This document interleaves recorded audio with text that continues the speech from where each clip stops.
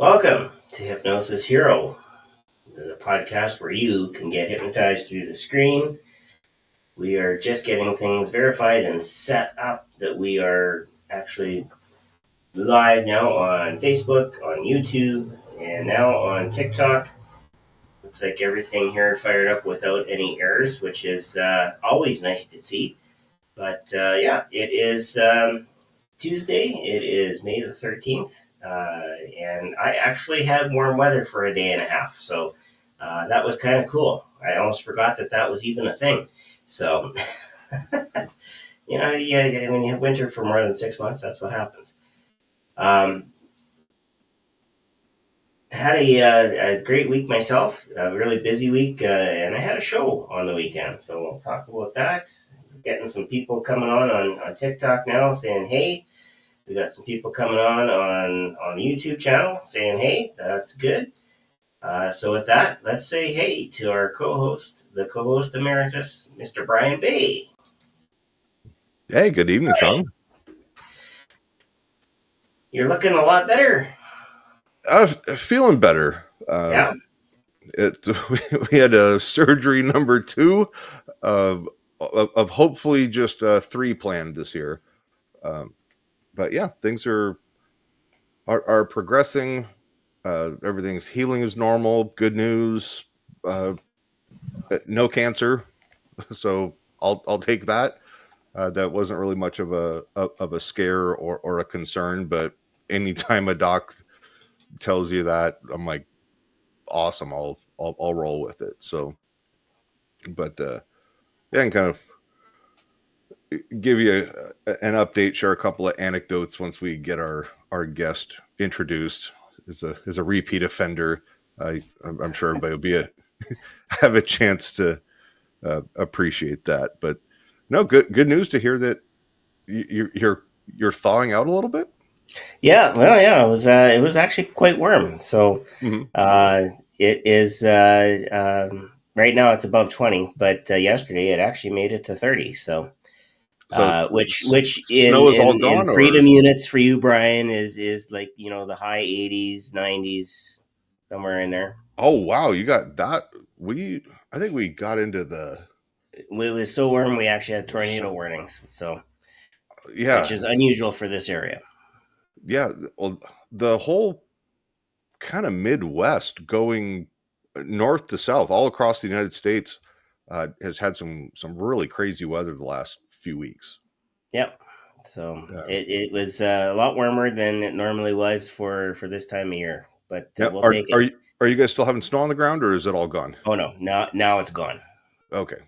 I won't vouch for what happens this weekend, but now it's gone.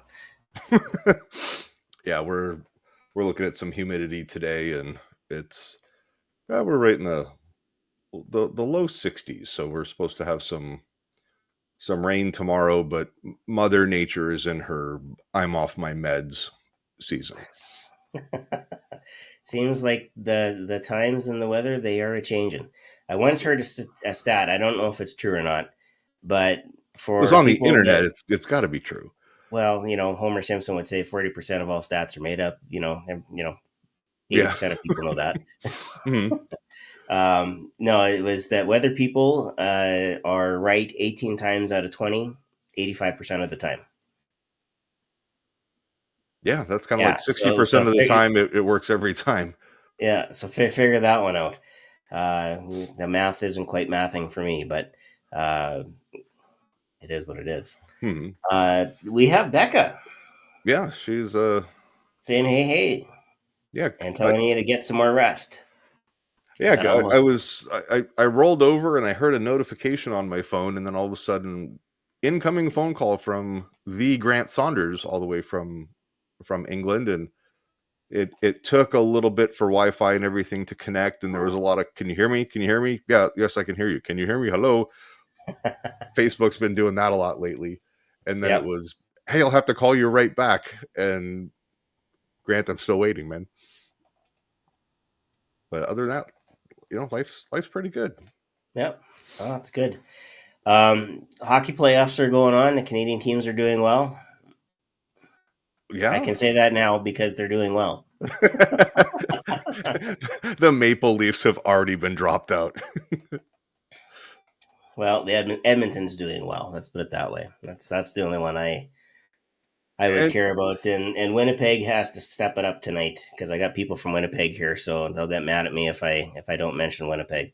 yeah, yeah. I mean, in reality, I know that Connor McDavid is, you know, I don't want to say he's a polarizing guy. There are people like the second coming of Wayne Gretzky, and then there are people that are like, oh, he's a prima donna. It's the whole conspiracy thing.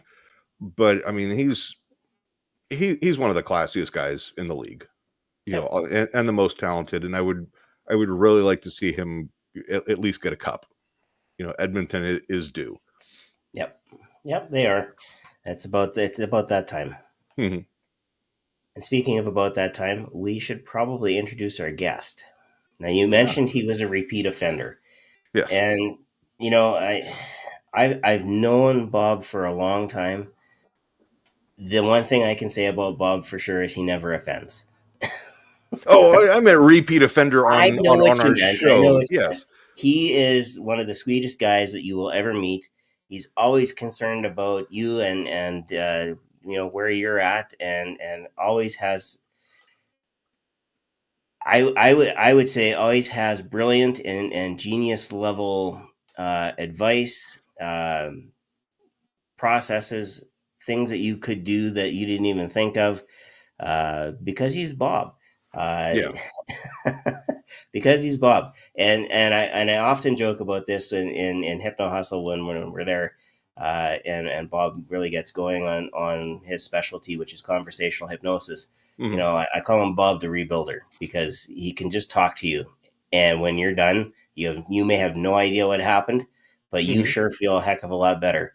Whatever he said, however he said it, it just totally resonates and helps you uh, get into whatever it is you need to get into, get out of whatever you need to get out of, and that's Bob.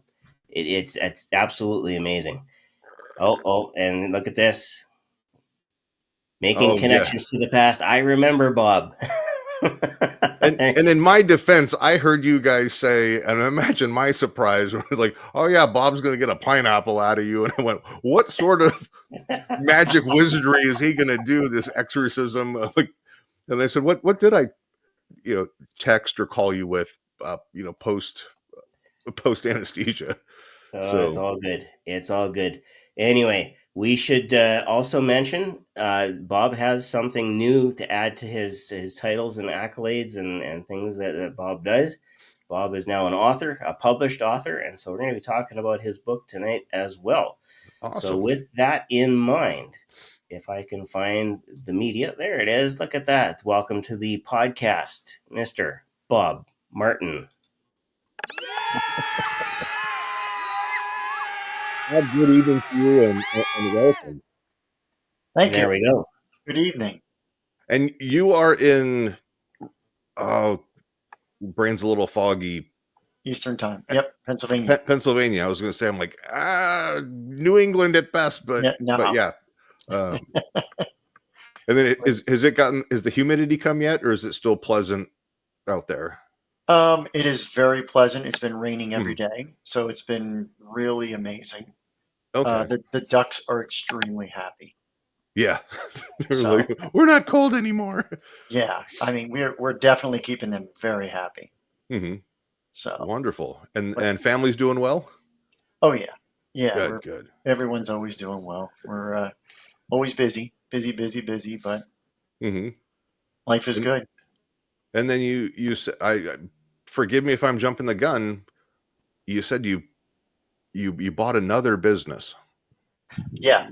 I love acquisitions. They're Uh-huh. fun, negotiating, sitting down, getting to know the person. Usually I just approach it with, hey, let's have a cup of coffee. Maybe we'll just become best friends. Uh-huh. Or maybe something else will happen. I don't Right. know. And before you know it, we sit down, we have a cup of coffee, and um, strange things happen. They end up buying my dinner. Mhm. They buy me a new car. And before you know it, they bought me a new house. and they don't remember a damn thing. Wait, what? Where where do I sign up for this? I No, knew that's not true. Bob was zeroing, and I could see, and then Brian was just looking. Yeah, just I'm like, you nailed it, Bob. You nailed it. okay, So great. Wait a minute. And then all of a sudden Bob's like, oh, hold on a second. Let me just set that hook and make. it always has to be a win-win for everybody, right? I mean, that's Mhm. what it comes down to. And what I love about negotiations is persuasion and influence is just amazing. And it's fun because I get to sit down, and what I'll do is I'll just ask them, what are the two words that really are important to you in your life through everything? I mean, everything in your life. What are the two main words that are special to you, that are the foundation of who you are? And they'll say, for instance, the one guy wasn't really interested but in selling his business, but I just got to know him, and he said time and family. So where do you think my conversation went? If you sell me your business, you can have more time and family and spend a lot of money on it. Yeah. So I just talked about time and family. And we went through the whole conversation, and it was great. And then he said, you know what? Maybe I am considering to possibly sell my business. And I said, you're young yet and you're raising a family. And I don't think it's a good idea. I said, I think it's better that you stay where you are and you're doing what you're doing and you're very successful. But if you need help along the way, I'd certainly be willing to do that since I was a much larger company than he was. Mhm. So that becomes a win-win because I walked away and he discovered something he didn't realize were the two words that were really special to him. Mhm. And he walked away with something, and I walked away with something by giving him something. So now I'm assuming that this has that the business entity or venture has nothing to do with hypnosis or anything like that, and it sounds to me like it was more of an acquisition or an expansion of an existing business that you have. Yeah, nothing has anything to do with hypnosis at all, Okay. ever, ever in life. I'm We never, meaning ever. it like it's not a hypnotherapy or you didn't buy somebody's show or anything like that. No, You no, utilize the hypnosis to get the yes. deal done. Yeah. I mean, in that particular case, it wasn't really any deal. Mhm. But it was just, that's how I introduced myself by asking if I know what, sorry, I'll turn that off. I didn't realize it was on. I don't know if you could hear that or not. But I think it's really important to get to know who the person is, what they do, what they're made of. And again, with my book called Discovering the Secret Self, I want to know, kind of see it there. I want to know what's behind, as Chase Hughes said, behind the mask. Mhm. What's happening? What values do they have? What can I contribute and what can I help them with along the way? And also, every transaction's different, just like every person's different. When you're talking to somebody, you always want to get to know one word, and that is, what does that mean? We all stop to not do that. I don't understand that. I used to do the same thing. I used to always just assume. If someone Mhm. says I like chocolate ice cream, I'm like, okay, that's fine. Great. But now I say, well, what does that mean? And I find out that it's their grandmother, that they were sitting on a porch and they were sharing ice cream. And wow, all of a sudden they have a whole different interpretation of that ice cream that I didn't even understand. Mhm. And that was their secret self. That was from their past. It's kind of like that whole was that that movie where the TV show it's like Ted Lasso or something where he's like nobody ever asked me like about me or why. It was like I was always curious, but nobody had any curiosity in me. And Yeah. it's like where he's playing the dart game, he goes, or else they would have asked, "Hey, have you ever played darts before?" Before you lost your ass. Yeah. I mean, we are always ready to just talk over someone because we, Mhm. we are thinking as we're listening. And, in conversational hypnosis, we want to get out of our heads. First thing we Mhm. want to do is get out of our heads. But want to go back to what I was saying too. in negotiations, it's really important to get to know the person and get to know behind the scenes of what they're made of, right? So when you're asking questions, I never assume anything. Just as I never assume in my marriage or my children or anything Hmm. business related, friendships.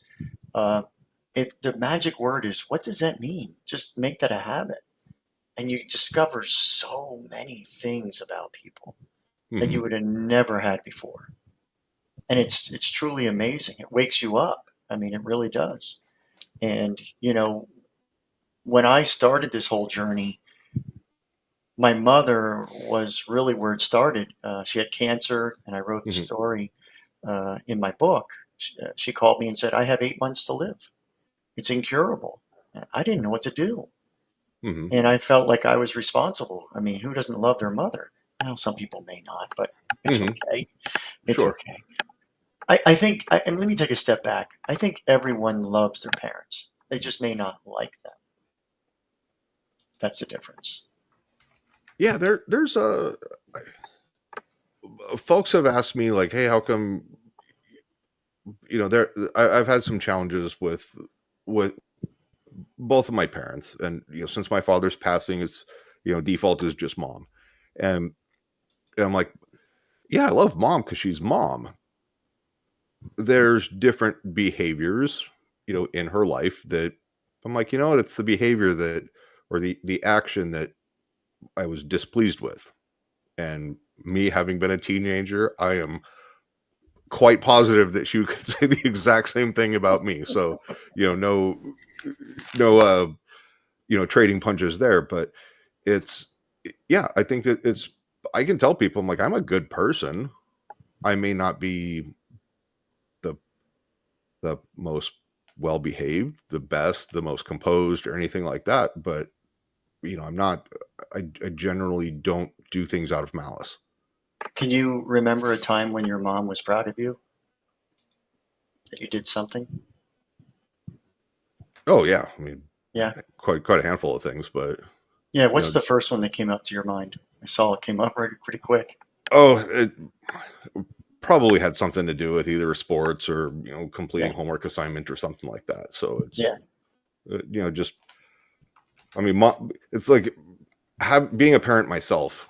You're always proud of your kids, Hmm. and just the fact that, like, look, you stayed out of jail today, and did, and the hospital and the courtroom and back of a police car. So hey, you're winning at life there. Um, but it wasn't anything like, uh, hey, you did this one thing, and all of a sudden I'm super proud of you, crowning achievement moment or anything like that. But I think all in all, she's generally proud of me. What's the one word that your mom gave you that you use today for wisdom? One word.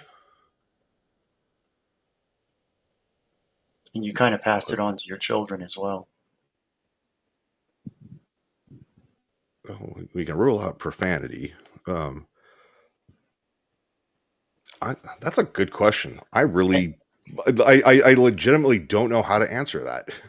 Yeah, well, it's funny because when I was a small kid, my mom was always so gentle. She was always, we would wash the dishes together, we would do things together. We would always, it was amazing because she really wasn't a good mother because she did drugs and she exposed me to my stepfather. And um, at times it was really tough. And she really didn't give me much as a mother until Mhm. later in life when I actually grew up and I had my first child. And then now I look back on it, and my sister will say, well, we can always focus on the bad things. It's so easy. Mhm. But I never really came up with something good. And then I finally said, wait a minute. She taught me so much, and that was to be fun, to have fun. So the word is fun for my mom Mhm. because she was fun. No matter what we did, we always had a lot of fun. Yeah, and it sounds like it, it, it sounds like you had your own challenges and things like that. But also, did you notice that once you had children or that you became a legal adult. Like the whole mother-son dynamic almost did a 180, or it was a significant shift. When you say significant shift, what do you mean?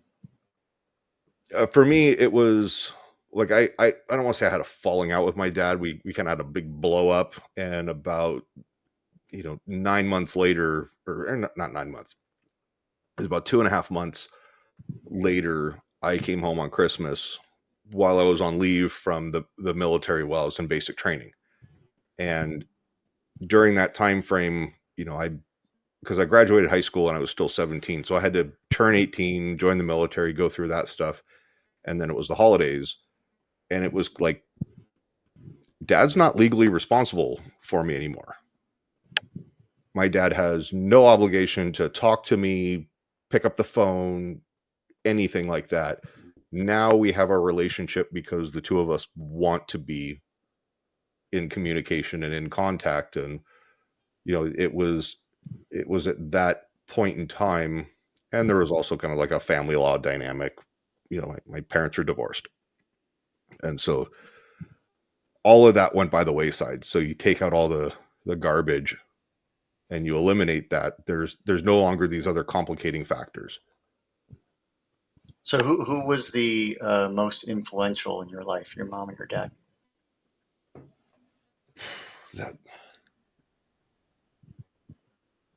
It was almost like they were so opposite. It was they both had an impact and an influence in different ways. And those ways, define it in a word as you were going back with your mom. We'll go with your mom first. Okay. What did you do? You obviously have the word now, so I can see it coming. So just go ahead and that makes one of us. Yeah, it's there. It's at the surface. So that word, it really defines who you are as a father today. There's something that is you're passing on to your children that she taught you. She must have had some good qualities. Oh, for sure. Yeah. And my mom was hardly the drug addict, or she was gainfully employed, lived in a nice neighborhood, all of And that what stuff. did you learn from that?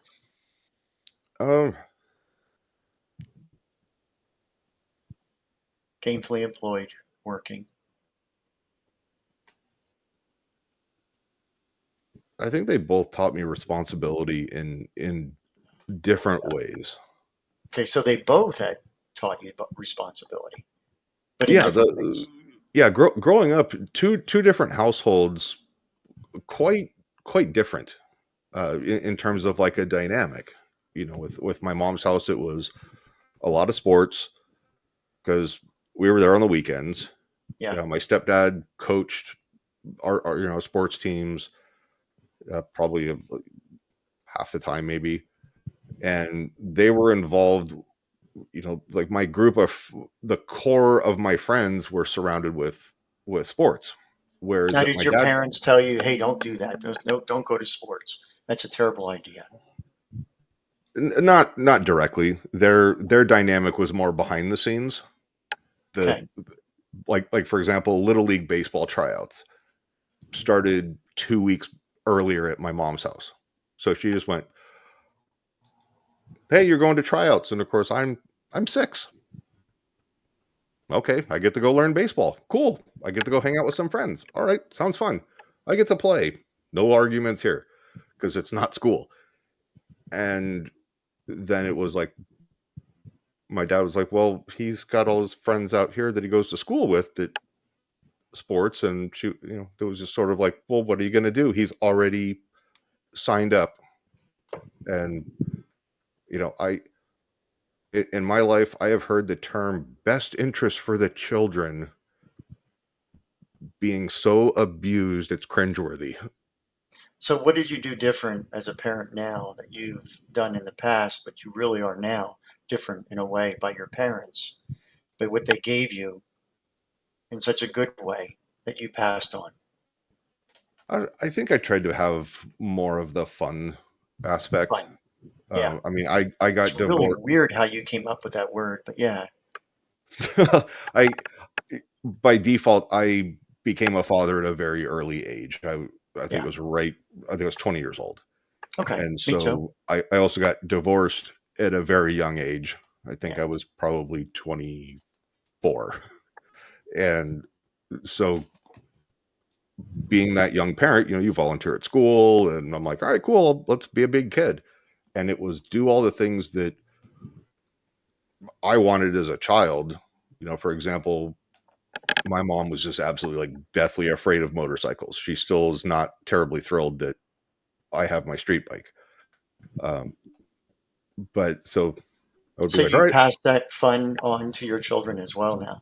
yeah, it's like, let's go shoot guns. Let's Yeah. go ride motorcycles. Let's Yeah. go, you want to go fly in an airplane? Let's go fly in an Yeah. airplane. And all the little things that I could do, because there was so much like litigation and child custody. And, my kids also experienced a lot of the same stuff I did. Mhm. But it was, so on that aspect, I could relate to what they were going through. And a lot of times I would just be like, look, this. And then working in the family law industry, I'm like, look, this just, it sucks, man. Do you You know, find that most of those things actually made everyone stronger? uh, from a resilience standpoint, sure. Uh, without getting into, a terrible amount of detail. No, it's okay. Of, So what resilience? What came to your mind as far as a picture when you see resilience?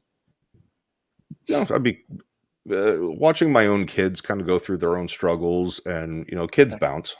Yeah, they do bounce, Uh, you know, and uh, they do very well. They can have fun. and I've had to, as a paralegal, I've had to talk a lot of clients off the ledge. I'm like, look, just because they go over to, their mom's house, or, or to the other parent's house, does not mean that you have to go fall into this ridiculous pit of depression, and that the kids are going to be malnourished, and they're not going to eat, and they're going to be mentally damaged. It's like, you know what? Go out and have a cocktail with some friends this weekend. go Yeah, go relax. Like, just have some woo-saw, just fun. get out of your own effing head. Right. Uh, but there are some times, I found myself telling, a lot of my kids, and I think the biggest struggle that I had was, our family court system in Washington State is abysmal. I think the family law system as a whole is grossly flawed. And, without jumping into politics and stuff like that of how it got there, I remember having a conversation with my dad, and I said, Dad, I wish that I had an answer as to why things are the way they are. And I said, draw this parallel. I'm like, I wish no evil on my ex-wife. And I said, it would be easier to help my children deal with, like, mom got struck by lightning, mom got cancer, a car accident, mom is gone. This horrific, tragic, traumatic death that the children would experience with the loss of a parent. I would at least have an explanation as to this is what happened and why, and it's something that they can grasp. No two cars can occupy the exact same space at the exact same time, and physics. How do you define yourself? Like, how do you see yourself that everybody else sees as well? That's really inspiring. I want to make sure I understand that. You're asking basically what about me that other people see that inspires them? Okay. Did I get that? Did I hear you correctly? Yeah. Hmm.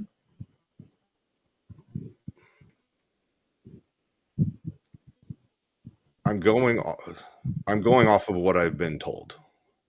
So with the caveat that people could just be blowing sunshine up my ass. We don't know. I think from a lot of my trusted friends, the most common theme that I get is, authenticity. Mm. Right, wrong, or indifferent, it's kind of what you see is what you get. If I'm frustrated, if I'm pissed off, if I'm super happy and hyper and jazzed, you're gonna see it. Yeah. And you believe that. I think it's accurate. Yeah. I, Most I definitely. have I have definitely tried to temper myself in, as you get older and wiser and not get as fired up over things. I think Jim has helped or Jim helped a lot with that. Yeah. 'Cause it's, Taking all those things now, what's one thing that you could do? Maybe that one word that you could do to really change your life after we get off of this discussion that might really take you to a whole new level. um, I think after this and kind of later on this year, as I kind of start checking some big items off, it's going to free me up a lot to do the different things that some of the goals that I've wanted in life. Like I Okay, got so my, wrapping the goals. Okay, so those goals, they have meaning behind them, and you're trying to bring yourself to a higher level, right? Because that's what goals are. yeah. And if there was a word that was really there that could just stick out that you could use after this, what would it be that would just say, okay, this is it. This is what I'm sticking with? I think that I think that not really a word. I think having, but I cringe when I think about this, of an influencer, but not in the social media. I don't need to be some TikTok thing. When I talk about influence, it's having the ability to motivate, to inspire, to get people to either make a positive change or somehow improve their lives, or just have influence over it. And when I talk about influence, it's like that people value my opinion, Okay, and so they value your opinion. that if it's something that I feel strongly about, where I'd say I'm qualified to have an opinion on something. If you ask me about brain surgery and the stock market, I would be like, nope, not me. I'm going to try to influence you to talk to a financial advisor or something, Yeah. or a doctor. But if it's something where I can see, hey, here's something that we could really make a difference, or take some type of course of action that people will be like, hey, you know what? Yeah, that's there's a fair amount that goes through it. And I think lately I've got some friends of mine that have gone through some child custody battles and different legal things where I'm like, yep, seen this before. And I've heard them say like, hey, thank you for talking me off the ledge, or just kind of clarifying things and helping me understand the process. What's important about being an influencer?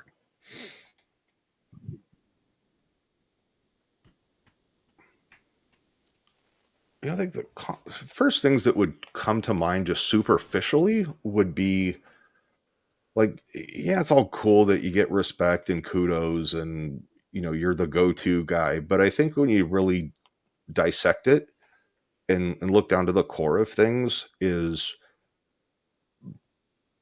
being able to make a difference and see the fruits of your, I don't want to even say so much as that it's a labor, but it's your time and effort that you've put into it. You get to see, hey, here's how someone's life is better because they talk to me. Move to the future now, Okay. and you're now an influencer. Mm-hmm.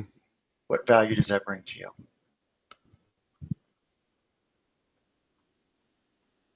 Definitely a sense of purpose, Purpose, or an right? enhanced, Yeah, I guess purpose.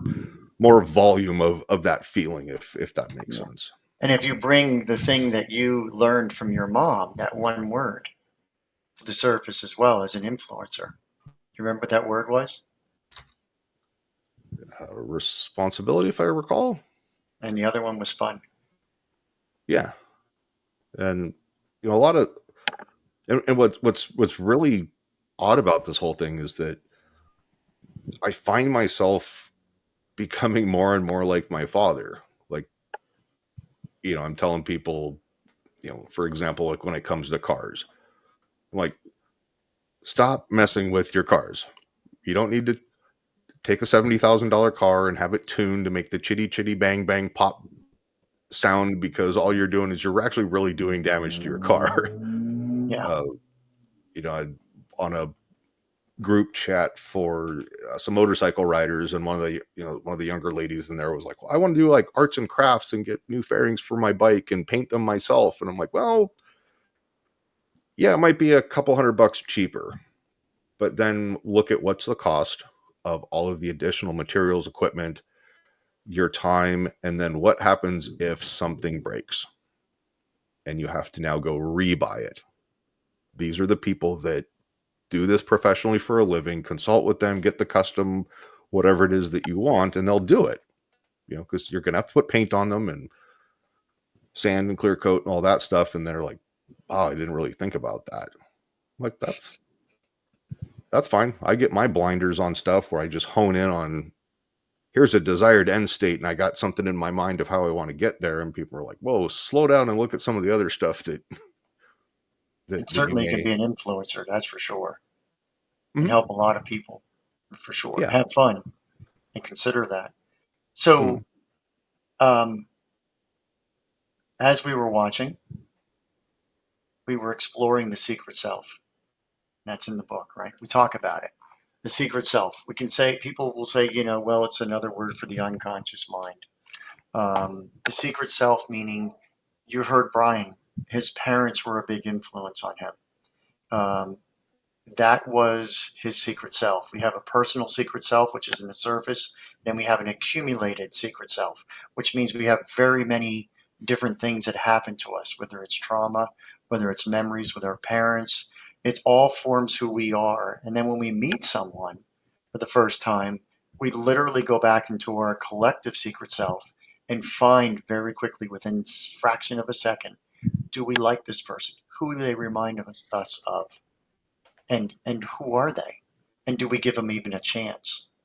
Mm-hmm. And a lot of times we may not give them even a chance because they remind us of someone that we didn't like. Or we give somebody so much trust because we like them, because it reminds us of someone we like, that we actually hurt ourselves. Yeah. We're always judging everything based off of either our experiences or if they're like us. Yeah, it kind of reminded me of a conversation that I had with a good friend of mine. He's for another few weeks until he runs out his term in June. He's the Grand Master of all of Washington State Freemasonry and that fraternal organization. And as he was going through the line and taking the steps to go into his position, I asked him around the fire pit a little over a week ago, and I said, did you enjoy your year for your term? And I said, you're getting around all of Washington State. And I said, you and I have known each other for over a decade, and before you became district deputy and became all of that stuff, and we've had pretty decent ride. And I said, how do you not square it, but how do you deal with kind of questioning why people want to be around you, why you get invited to different events and everything? And he's like, oh yeah, he goes, most of the people in the fraternity want me around strictly because of my title. That they know me by my name, they know me by my title. If I ran into them in the grocery store, they wouldn't have any idea who I am. Other than, oh, I saw you like on an election thing. But it's like, you go into that kind of knowing that's part of the job, but that's also sort of the double-edged sword where, when you become, popular or, have that influence, it's like, okay, why do people want me around? Is it just because I have something, a tangible thing to give them, or do they genuinely care about who I am as a person? And they're not just going superficially, oh, how's, the family. So if you're listening out there, Yeah. So what's happening is I've opened up the unconscious mind or the secret self, and See also Pandora's box. yes, and it's like a little baby that or a little kid, I say.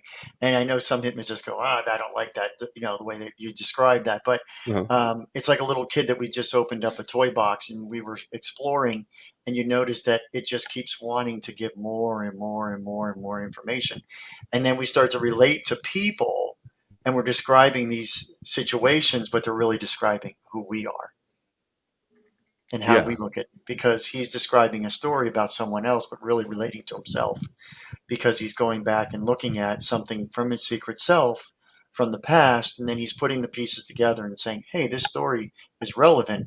And at times you're not even sure what you're saying or how you're saying it, you're just saying it unconsciously. And what happens is when you're in conversational hypnosis, you have to be careful, because with they started coming out with all this information, you have to listen, but you have to shut them down at times. And there's ways of doing that. And you'll see that I've done that if you go back and look at the recording. In the beginning, I just kind of described, I asked you a question about one word, and you couldn't come up with a word. So, questions, statements, stories. Mhm. I'll ask a question, then I'll make a statement, and then I'll tell a story. What that does is it gives what I'm doing is I'm making peace with your secret self or unconscious mind, um, to get to know who you are, but then to open up.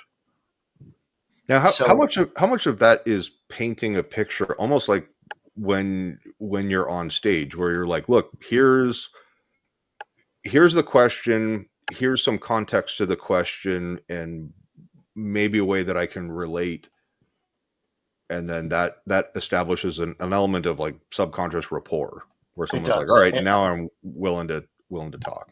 there always are, because it's not rapport. It's trust, and that is Mhm. rapport, but it's Yeah. trust. I mean, you get trust, and you have to make peace in such a subtle way with the unconscious mind, so Mhm. that it can trust. You want to open it up, and I demonstrated that. We opened it up by asking some really powerful questions, and then what I did was, just for fun, so you guys can always go back and look, I put the word fun in there, because Mhm. I told a story about my mother, because you were talking about your mother, and you probably heard it, Shawn. Oh yeah, And when he listen. couldn't, Listen, I'm watching TikTok here, and Steve Supachan has been watching right along with us. So Steve, of course, is a longtime hypno hustler as well. He wants a signed copy of your book, and he asked the question: why is it important for Brian to influence change, in people? And he asked that question exactly when you did, Bob. yeah, I don't ask why, because I don't want to go too deep. Because if I know all the hypnotists out there and all the training that I've had, don't ask the question why, and I'm like, that doesn't make sense. Like, it's a question, why not? Why not? But now I understand, because when you say why, the critical faculty or the critic inside of you will start to go, whoa, we know what why means. And it will put up this wall. We don't want the wall. We want to relax. We want to be able to just exchange information, but in such a subtle Sure. way, but in such a way that we can just kind of connect, almost like we're synchronizing. So Um, how would you ask the why? Because my I thought wouldn't. process is that, or not necessarily saying why, but making that inquiry to where, because I would assume, my logic would dictate to me that if you're able to identify the why or the goal or the desired end state, you can be like, okay, well now I understand, the driving Let's flip force. the word from why to cause. Okay. Then you've got it. Cause and effect. We know what the effect is, Hmm. right? Now we need to know where the cause comes from. But we have to do it in such a subtle way that, I might be moving my hands. Now I'm getting a little theatrical because I'm doing this on purpose. Because now I'm Hmm. going to start to turn my hands so that you can trust me. Now, if you can't see my hands, they're over here. That's what I'm. Camera's not I don't worry, showing Bob. me. I have the same Okay. problem. Where does Yeah. it go in the camera? Um, my shoulders come up. It's an innocent look, and it's here. At times, so what did I do with you? In order to get into someone's head through conversational, you have to move in time. So Mhm. we started in the present moment. How are you? What's going on? And then we went back to the past. We floated there for a while, and you started to go with the secret self always wants to go into the negative. It always wants to, because it thinks it's protecting you. It's a Okay. protection mechanism. So you have to be able to open it up to say, it's okay, you can share. And as soon as we did that, it was like you're starting to flood in with information. Oh, So I was the guinea pig in all of this. So kind of well, take me not back to really. But where I it I was saw it more of coming. an introduction for the book. It no was no no more of an and that, but genuine question, like take me back to what was being said, because I was more focused on the conversation back and forth. right. Yeah. And what were you saying? What was the question? Like you said, hey, you did something or said or asked me something, and then all of a sudden it was like, okay, we opened the floodgates. Right. I What was asked. that we? So you were saying about your mother in a negative way, and then I said, okay, so what did your mother do for you, or how did she inspire you? And what if there was a word you can come up with? And when I do that, we simplify it down to a word. Now it's not your conscious thought; it's your unconscious thought. It's you're going to go back and start looking for anything back in the past, and you're going to start taking inventory quickly, and then come up with this word. But that word could be a connection to many different things. We don't know Mhm. where we go with it. So I have to really go in and start to ask open-ended questions, Okay. but no intent. Because Yeah, if I you asked about that one word, and I'm like, all I could think of was like, mow the lawn, clean your room, do your homework. How come you didn't write this stuff down in your calendar? And I'm like, that's a so collective secret self. That is all the different characteristics that are behind the mask that you're going to. mhm, So, I mean, through the book, we talk about the words we speak, how we feel, what we do. Is it serving us? It's telling us at times that we're not enough. It's telling us at times that we are enough. It's telling us mhm, it's motivating. It's sabotaging us. It's a shadow presence that's just in the background navigating, and you're not even aware of what's going on. You're just moving and doing things. And if you're not really questioning things and looking at, and really the first step is to be aware of everything you're doing. mhm. And then once you become aware, you're waking up. So now you start to learn that, hey, I do something every day and it doesn't serve me. Where did it come from? Well, hell, So, now I want an autographed copy of your book. um, but I asked this before. I'm like, how are you not like working for the State Department on like a diplomacy? You know, I mean, take some cultural stuff out of it, and you probably negotiate peace with Ukraine and Russia. it's fun. But I mean, I really enjoy it. It's if you were to ask me a question like, what's going on when I'm going through conversational hypnosis? If that was the question you would ask. And do you know what the answer is? cha-ching, cha-ching. Nothing. Nothing. Absolutely nothing. Because I give myself space inside my own head for someone else. Because the person in front of me is the most important person, right? And then I can also see that, and I'll use Grant as an example. Grant has done his patter, his pre-talk, all that on his shows. He's like, I can do that in my sleep. He goes, I'm just talking and speaking words because I've done it thousands of times. right, And I would imagine unconsciously that competent. yeah, I would imagine that that's, you having the conversational hypnosis and the repetition that it's It's I like do us it every breathing. day. We Every don't day. have to think inhale, exhale, open my eyes, close my eyes. It's we just do it without doing it. Yeah. Yeah. I mean, I'm watching facial expressions. I'm watching breathing. I watched you swallow when you talked about your parents a little bit. I asked who was more influential. That question really wasn't a question to be answered. It was actually a pattern interruption Okay. because we were going off on a path that I didn't really want to go to. I wanted to go, and you're swallowing now. It's a big No, swallow. so I've It's got okay. I've got my dental appliance in, Yeah. so I'm trying to. Sometimes it just feels like I have to suck it up into the roof of Yeah. my mouth. So No, it's okay. I understand. Um, Well, so I do break it out a lot in the book. I mean, I'm not, again, if you choose to buy the book, great. If you don't, it's okay too. I'm just, it's just was, everyone has asked me about conversational hypnosis, and I'm like, and now I've actually got documentation on how I go through conversational hypnosis and the oh, that's steps awesome. at reframing and going through and asking the questions. And then it's a step by step.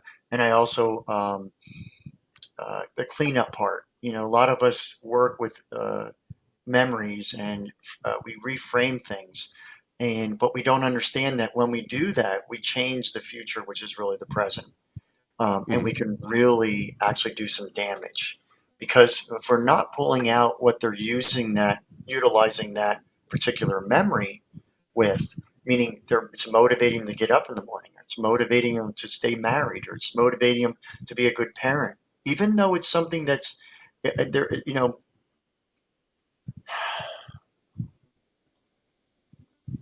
They say they um, for every bad intention, there's good behind it. Mhm.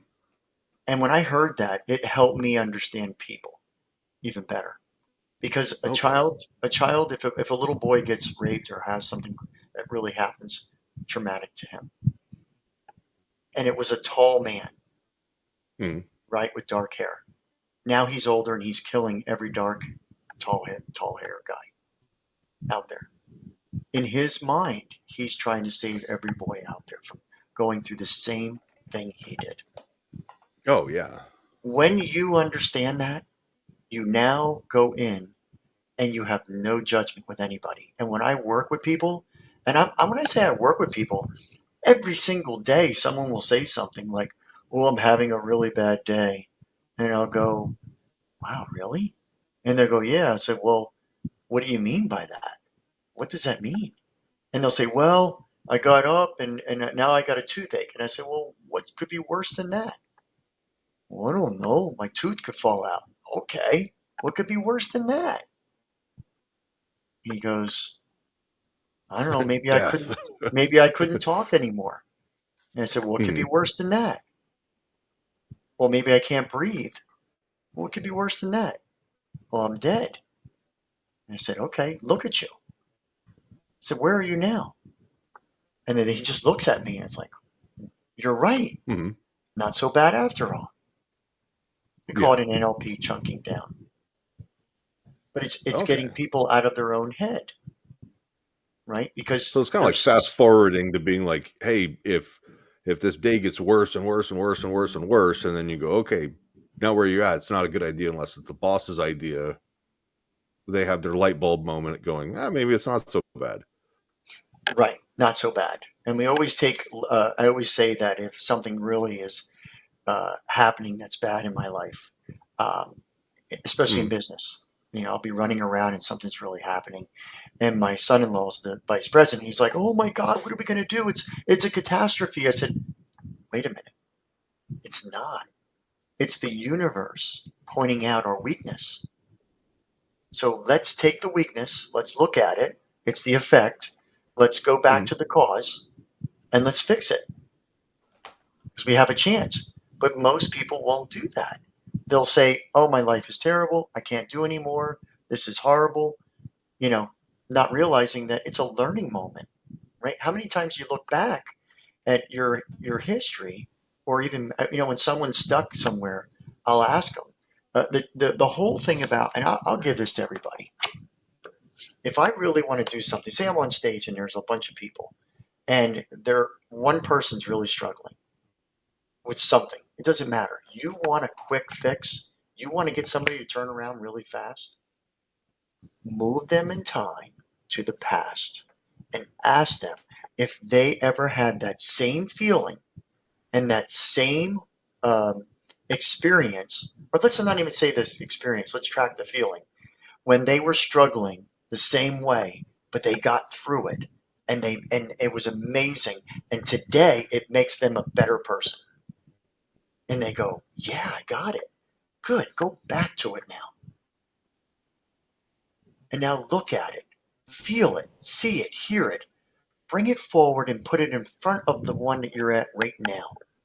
So a great example was someone got stuck in an elevator. Mm-hmm. And I said to her, I said, okay, so you got stuck in an elevator. How did it feel? She goes, it was horrible. I was just standing there and looking at the door and I couldn't get out. And I said, oh, I said, okay, how did you feel? She said, I felt like I was nervous. And I said, okay, go back to when you were nervous in the past.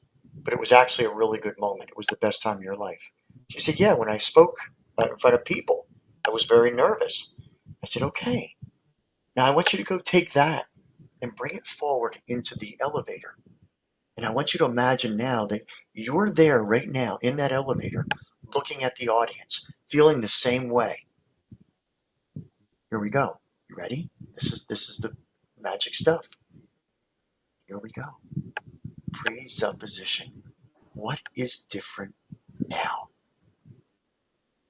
What are we doing? We're causing the person to look for something that is different. And guess what? When we look at anything from a memory or from anything that we have, we immediately change it. Because we know in quantum physics, it causes a disturbance in waves. As soon as we observe something, because in NLP we say we distort, we delete, and we generalize. So it's not even really the memory, because every time we view it, we change it. This is the magic stuff, right? So now you're asking them what's different, and they're pointing it out, and you're changing the memory. And in the stuck in the elevator scenario, when in doubt, all else fails, you just hold out hope that there's a sexy firefighter that comes and opens those doors. There you go. Oddly enough, that was my show. It was these, I have questions, Shawn. Listen, if I had to title a couple of the scenarios that we went through, there would be the one where the firefighter called Shawn a lot of bad names that would get us demonetized. And then shortly following that, there was the one where the firefighter made up with Shawn and Shawn got a little extra something on his butt. That's all I'm going to say about that. But they were all firefighters. It's all good stuff. On, not in, Yes. right? Just we might already be demonetized by now, but So the biggest thing is the 1 minute rapport expert. Get out of your own head, meet them in their world, and listen and listen. You're gonna do amazing stuff if you can and go back and watch this episode and get that. If you really want to do conversational, anytime you start moving somebody in time, you automatically start accessing inside their head. So when we were talking, right, I took you back in time. You were playing baseball. Your mother was encouraging. Your father was like, "Oh boy," So it was opposites, right? But we need opposites. Was I right on that? You kind of said it wasn't so much that it was my mom took advantage of in that instance. My mom took advantage of.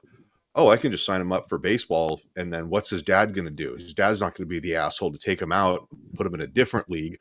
And my dad was kind of sitting here going, yeah, I want my son to play baseball, but like, great. Now, what does he do? He has practice in the middle of the week. So he's got to leave school early. Were they opposites? the concise version is, at the time when my brother and I were younger, Yeah. is we were we were essentially pawns. My mom utilized us via the courts and the system and Well, I think I everything like asked about that your to, mom and dad, though. I asked just about your mom and dad. Were they yes. opposites, or were they the Uh, same? I think they were, I mean, they were not polar opposite. I mean, they both had, parenting styles of, like, pick up your clothes and do, be a good human. Um, but the dynamics were very different because my father was a single father. My Okay. mom had my stepdad. They were married. So it was like that two-parent household. But a lot of the stuff that my mom pulled was to have an aspect of control over everybody. And So there that was was the aspect that I really just resented heavily. okay. So there was some kind of polar opposite, though. It sounds like the way you're describing it, Yeah. almost. There is. Um, so I want you to think about a battery. Mhm. A battery is polar opposite, right? It's got a negative and a positive. Mhm. So, but in between, it's all energy. Oh yeah.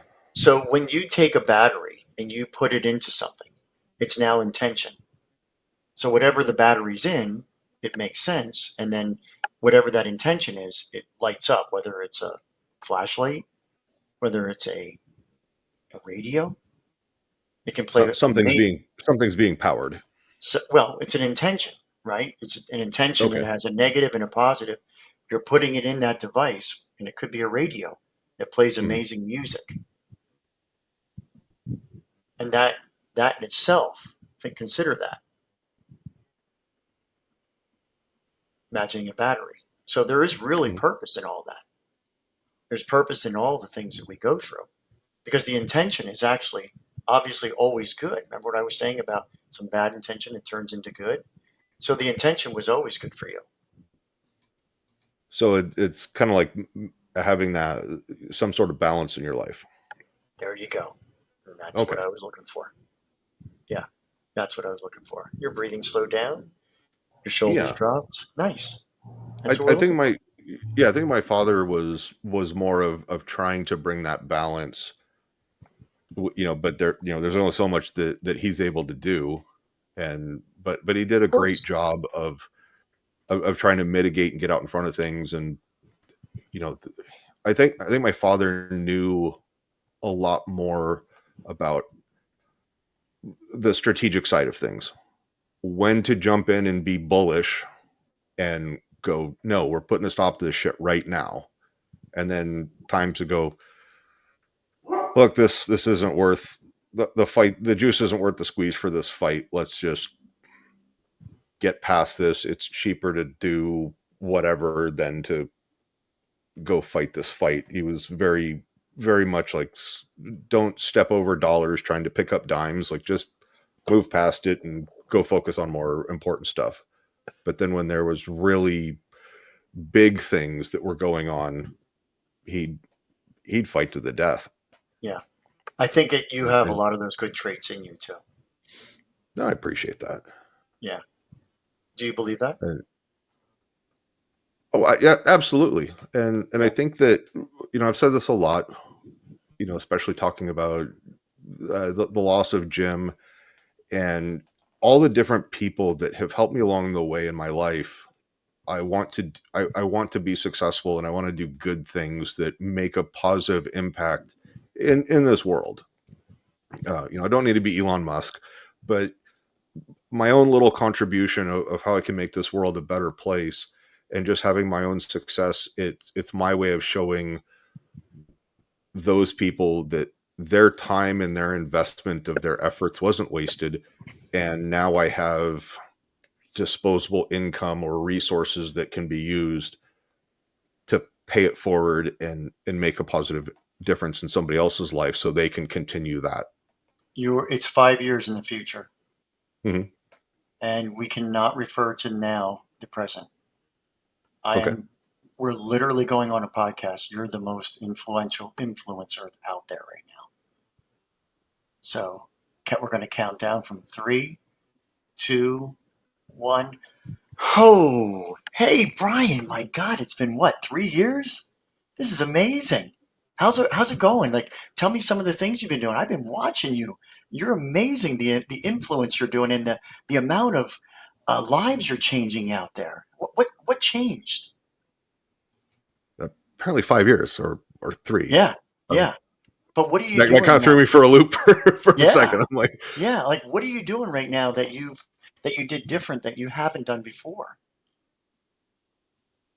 Because I mean, what God, when we were talking, you were talking about it, but you hmm, really weren't at the time. But now you are. How does it feel? Tell me a little bit about your life. How does your life change? I don't know. Well, you better. Hmm, Yeah. So pretend, just like you did when you were a kid, hmm. and say, now I'm going to ask you the question. We're going to go right in the future. Okay. Ready? 3, 2, 1. Brian. Wow, it's 3 years already. So tell me, what happened in your life? How did you do it? Because we were just talking about it, and you were talking about being an influencer. What kind of shows are you on now?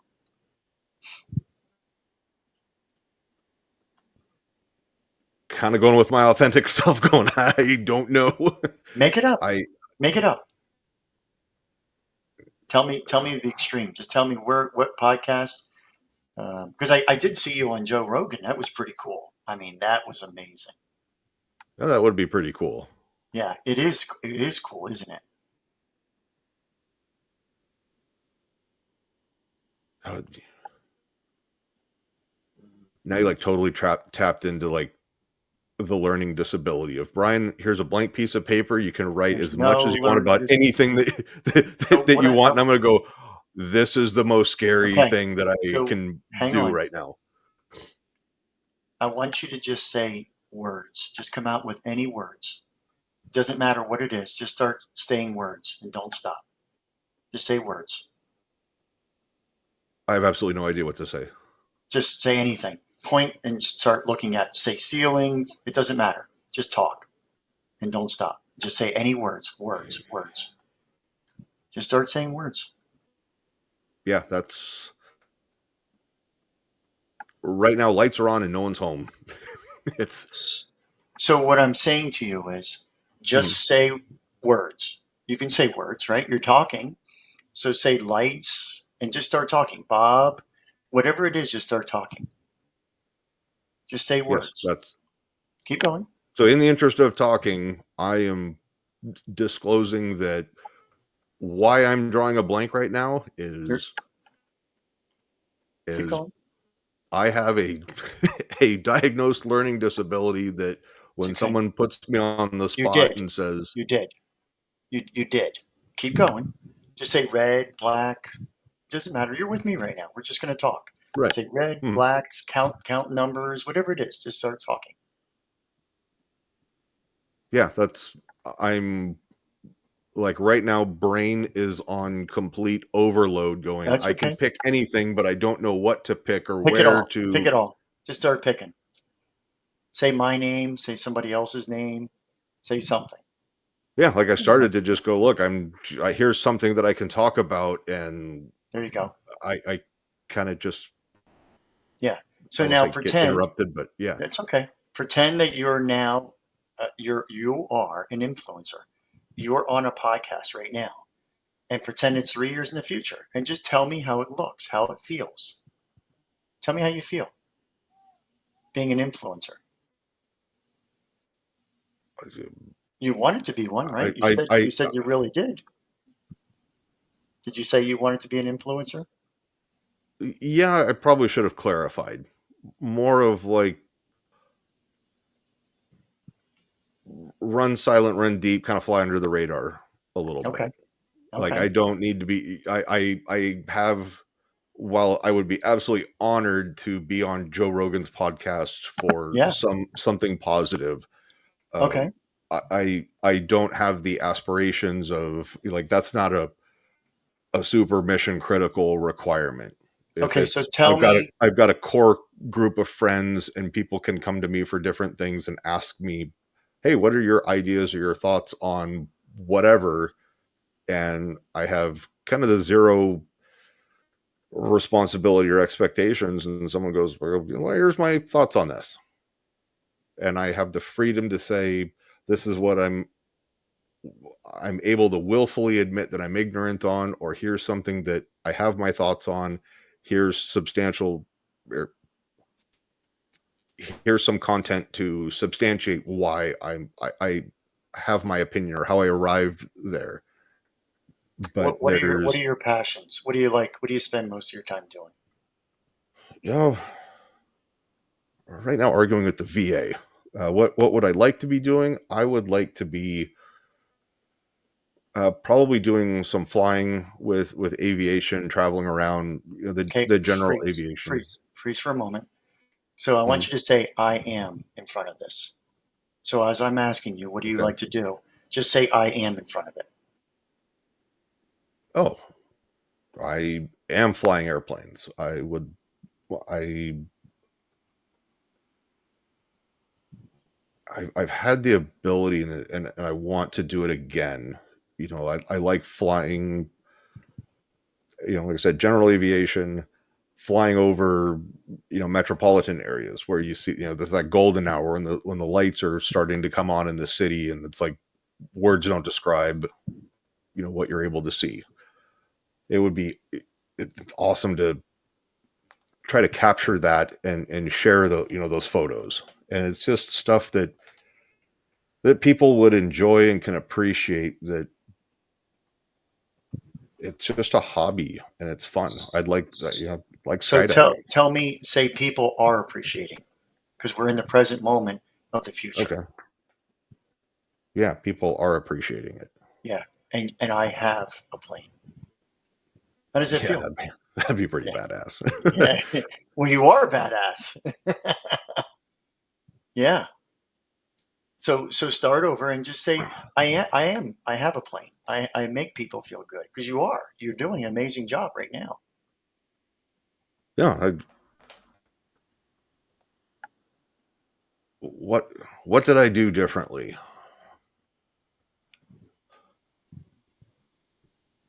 I don't know how, I don't know when, but somehow I accumulated what I like to call fuck you money. Good. I love it. Way to That that go. and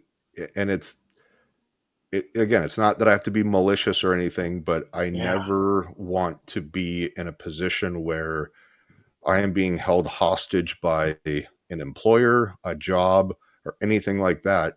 If I'm giving somebody my time and my effort and my energy, not this narcissistic, I must be respected and iron fist or anything, but it's, I want to work as a partnership with somebody together. So you're looking at the past. You were working with somebody. Now you're not, and you have a plane, and you're making people feel good.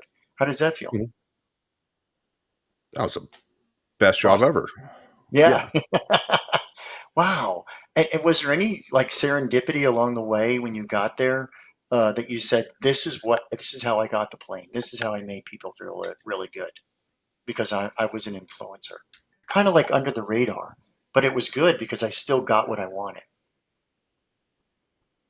I got around good people, and I got connected, and I think probably the sorry, I'm stumbling over dental work. Uh, it was when I got my 100% rating with the VA. It was at that point, it was like, okay, all the pressure is off, as far as like a financial standpoint. All of my bare basic living expenses are taken care of. Yeah. So you're debt I free now, you're saying, because I mean, 3 years makes a big difference. Well, not debt free. It's that, for the rest of my life, a friend of mine told me, he's like, dude, you basically got a pretty badass annuity, um, and so I don't ever have to be in a position where somebody goes, I've got leverage on you because if you don't do what I say, you're going to lose your home, So do you see or yourself in, you're not going to eat. And I can, and if somebody ever did that to me, I can pull a Kevin Lapine before the show and go, fuck you, you win. Do you like white rabbits? Rabbits always have like fluffy ears. I don't know why. It's the strangest thing. Um, but anyway, so let me ask you: the airplane. Can you see Mhm. yourself coming out of the airplane? While it's in flight, No, that's not what we want. I'm like No, I've no, seen no. me do that, and it was a lot Yeah. of fun. Oh, was it? But Okay. also, somebody else Hey, was you got the flying the money plane. now. You got the money now. You might as well, right? If I'm the pilot and I have to exit the plane in mid-flight, something has gone horribly wrong, and we Yeah. are a lot further down the oh shit Uh, checklist. you should be okay. Um, uh, is there anybody on the flight with you since you're now successful as an influencer?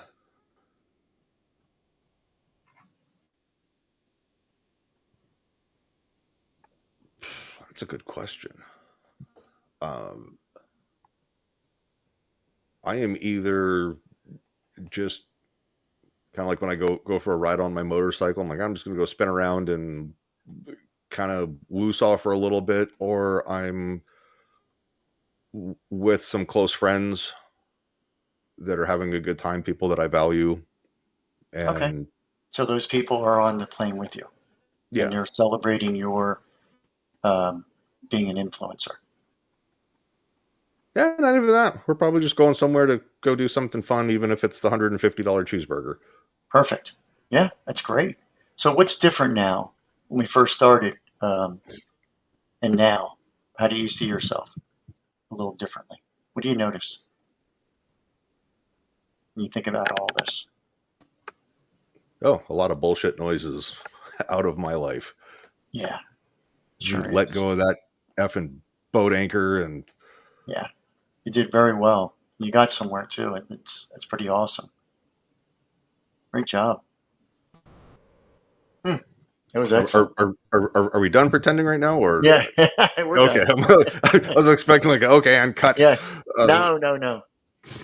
It's no, interesting. you threw me for a loop because Yeah. Once you were I confused, that's good because then I know we're really making progress. well, I used to go to tutoring as a child, Hmm. and I finally got diagnosed with the learning disability, and it was I would have teachers go, "It's just an easy assignment, Brian. I need you to write 3 paragraphs on anything that you want." Yeah. I didn't You see know, it. and I'm like, I would rather undergo Yeah. You. waterboarding than So, than I'm like, give so me the some type of audience. direction to go on. I want you, as the audience looks, see how he's reverting back to his old secret self, getting an identity, matching it up, and then he had the potential because he did break through. He really did, but he was so stuck in that identity that he couldn't. We couldn't. We had to work on it to get him out, and then we did. We got you out. We got you free, and then you started talking about airplanes and your passion, and really, it's like it's the same thing. It was emotionally driven, and there's some work there that you can still work with yourself as well on that. But it's pretty amazing how you got to where you got. There was something I said in between all of it. Do you remember what it was? Nope. But I if you had told me, it would be like, yeah, I remember you saying that, but Yeah, there I was wouldn't have something the I said slightest that idea was about yeah. what answer you're looking for. So do you remember it, Sean? Anything that I said that was off key with uh, with him? You mean the rabbits? There you go. Yeah, I was like, what the hell is a white rabbit? I'm like, Pattern interrupt. Yeah, You were and going to. that was a demo to show somebody if you want to. While people are talking, you can do a pattern interrupt, but you can also do an embedded command with a very good intention. Like I would say courage, and then I would say something like Sean, what the hell am I going to end up doing with rabbits? nothing. Well, let's just say It your was eyesight's probably going to improve now over the next little while. because Sean was My what is one because Your more time? Sean eyesight. was because Sean was an observer. He knew it. But Yeah. when you're in it, you don't know it, right? But it's if you know that somebody is struggling, you can put an embedded command in there like courage, um, fearless. I don't even like that word. More strength. Anything that you want to put in there, they won't remember, but the unconscious mind will grab it and will hold on to it. And then they're going to be like, wow, I feel really like I have courage, or I really feel excited now. You know, and they're like, I don't Yeah, know like that was why. one of I the just, things I wanted to ask you was like, I'm thinking to myself in the back of my mind going, I don't know that there's a polite way to go, what the F were you talking about? The rabbit out of nowhere. Like yeah, that was, I, I observed it as more of like, holy shit, he just had a squirrel moment. yeah. But I'm just trying to dumb it down. Mhm. Normally, it would be so smooth, no one's going to even find it. Because I would Okay. probably, in the middle of your conversation, ask you, like I've asked people, um, and I did it as when the beginning when I started, I would just say, "Do you like brown eggs?" And they would be like, "I don't know. I never really thought of brown eggs." And I said, "Oh, it doesn't matter." And then I would say, "Go ahead, continue your story." And then at the end, they swore that I never said that. Swore. They would swear it on their mother and everyone else. But they were amazing. What does it say? I feel like my works. Yeah, Becca's saying, I feel like my mind works a similar way to you, Brian, when you got stuck for words and needed direction. But maybe that's the same for most people. It was intentional for him to confuse you. Yeah. Yeah, because what you want to do is get them out of their own. You're turning them out of their own mind because he's getting caught up with an identity that's not necessary. He's literally he doesn't have that issue. Trust me. You say you have it only because you say you have it. There's no way. Uh, I used to have, and I was diagnosed with ADD, ADHD, and slight. This is what their words were: slight retardation, because I was illiterate right up until 8th grade. But guess what? That's not who I am. That's who I was. I'm a new person now. So are you. And I guarantee you, if we sat here long Okay. enough, you come up with all the words you need because you're not that. Well, You're much more than that. I remember like my tutor started. I remember we did this, and I don't think I've ever been more frustrated and pissed off. But she was like, "I just want you to start writing words on paper," That's and it was different. like, That's a forced thing. Yeah. I'm like, I know shit, no idea even where to begin. But if it was like, hey, here's task condition standards, I want you to do. That's why when I used to do private See where you go security. back to? The secret self. Yeah, you're going back to when you were that age instead of now. What I want you to do is when you get off, go back to that memory. But here's the thing, don't go back the way it was created.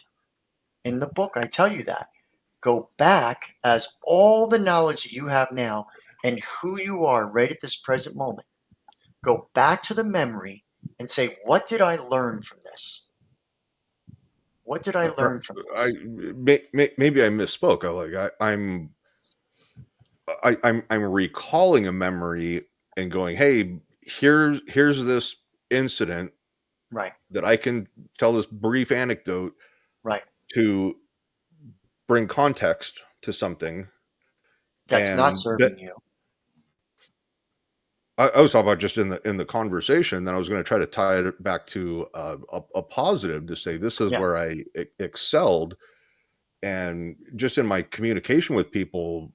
If I'm like, look, if you'll give me some type of direction, I'll take that ball and I'll run with it. Like I could do incident reports about who, what, when, and they're like, these reports are great.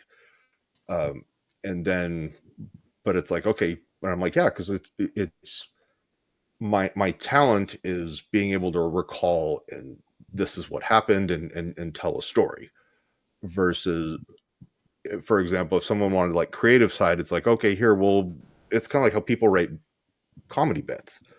You just get into conversation, you start discussing stuff, and then someone goes, yeah, I got this. I'm like, okay, cool, here's how we can kind of tweak. I've already got kind of a baseline.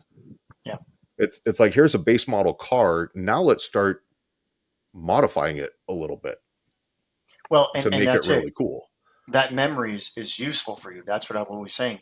That Mhm. memory may be very useful for you. So you go back and pull the usefulness out of it because part Yeah. of it's not serving you. Mhm. When you said I can't come up with a word, that part is not serving you. So that part is what you need to go in.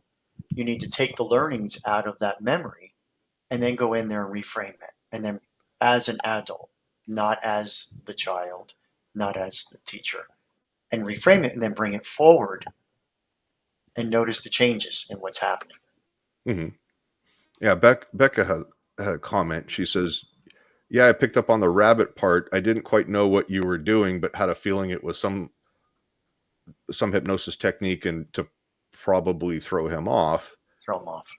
And yeah, like from recounting my experience, like you said, when all of a sudden White Rabbit, I went, okay, White Rabbit, this has nothing to do with what we're talking about. And I kind of went, Right.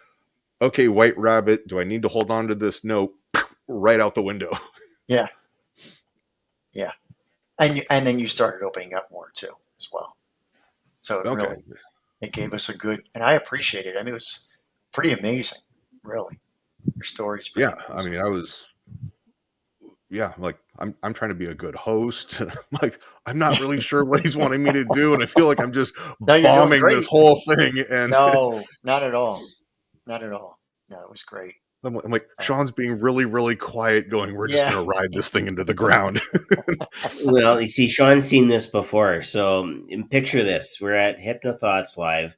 There's like, I don't know, this was the 80s. I think it was kind of the beginning of the 80s party, or maybe it was the end of the pool party. I forget.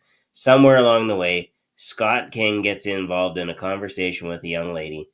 And I have the conversation going in this year, and I have Bob going in this year describing word for word everything that Scott's doing, the technique. Scott did this, and this lady had this response. And I'm trying to maintain so that I could actually get the process down, but it was so smooth, the interaction, because Scott had practiced and still does, practice quite a bit with the conversational techniques. And then so you had both audio and visual with commentary. With commentary. So, it was... That's like a YouTube with a voiceover. It's live action. And I'll tell you, you see Bob do his thing in live action, you learn not to say anything. Oh, dude. Okay. All right. All right. So I want to have a silver lining that comes out of this. Bob, you should probably do a video, like a YouTube video, where you'd be like, pause, and you stop, and or like you bring the volume down of the conversation that we're having when there's kind of a lull in there, and you can be like, and you see that you can even Steve Irwin this thing. Yeah. And the washed up beer league hockey players just absolutely mind fucked right now. Explain to everybody what's happening, because I'll probably understand it better. But having those types of things, because like I'm a very visual, like I've done repairs on my car because of YouTube. I'm like, okay, follow along. I get to see what's going on. Here's about what I can expect. Here's tools I need. I feel prepared and confident. If something goes sideways, I just rewind and watch it again. And to me, that's just a super valuable tool for training. You look where we started and where we talked about many things. And we talked about courage. We talked about influence. We talked about a lot of different things, being on that plane and taking off and looking at life in a different way, knowing that from the past, you can learn so much, and we can take so many things from the past and we can really hone in on them and build strength from that. Even if it was bad or good, it doesn't matter, but it's what you do with it in the end, right? It's who you are inside. I see Shawn looking off screen. He's looking at the same thing I'm looking at. Becca's got a great question. Says, who do you find the hardest to hypnotize? Is it people who can tell the techniques that you're doing, or the people who are quite, I think, closed in, or people who are quite closed in, letting go to opening up their mind. Well, and Uh, I think I can decipher this yeah. based on what I know about Bob. There are no difficult people. There are just questions. Yeah. So, And out of our conversation, Brian, Mhm. what do you now, after all the things that we just talked about, what do you see that's beneficial? Since you are visual, what do you see that's beneficial? We talked about it quite a bit, and it actually was fun. I kind of help me out. I'm not quite sure what you're looking for. Not that I'm trying to tell you what you want to hear. I'm trying No, to get the answer, make sure that I'm answering the right thing, if that makes sense. there is no right or wrong. It's just your answer. Yeah. And I'm just saying, so all those things that we talked about and all the things, you walk away from conversations and you go, you know what? I'm glad I had that conversation because this is what I got out of it. This is what we call it serendipity, right? Serendipitous Okay. moments. What was a serendipitous moment that you had? You went, that's it. That's good. I got it. Oh, this is super embarrassing, but like I didn't. You didn't. So there I'm was, no, I was kind of like, I don't know, like my outlook on stuff really hasn't changed as far as I'm like, yeah, the goals and stuff that I want to be able to do, like that's all still there. Mhm. I know there's a process, and we're a checklist of things that need to be done, and we're Yeah, moving down that. Uh, and I don't have the expectation like that it's going to happen tomorrow. right, Um, but so I don't know that there was really like this aha breakthrough moment right. where similar to where you expressed before, where you were talking to the guy and he was like, hey, time with my family and freedom. It was like, hey, after all this stuff, yeah, you know what, selling my company probably is a good idea. Yeah. I didn't experience it to that How level. how was the plane experience? You lit up pretty good on that. Oh, I'll light up about, you could talk to me about skydiving Yeah, or something that I want to do, and I'll be like, yeah, this is just fun to talk about. sure. Uh, And how could you apply I, the plane experience to what you're doing in life in general?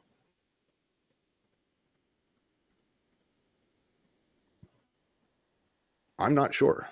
Yeah, yet.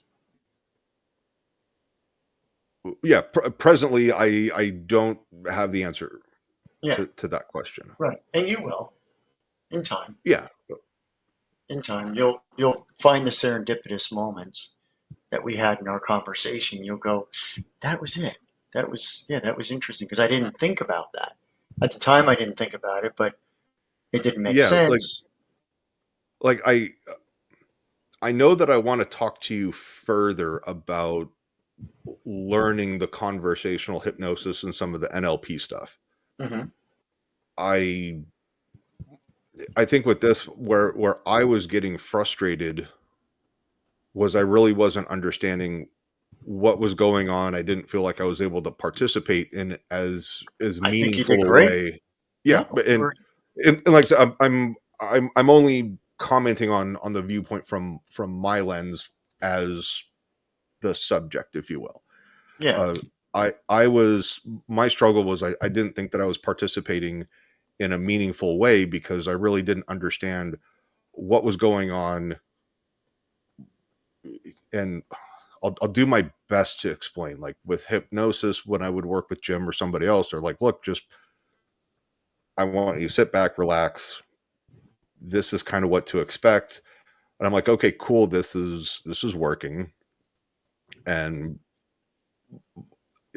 I kind of knew what to do. And when I understand something and it makes sense, then I can be like, yeah, let's roll with it.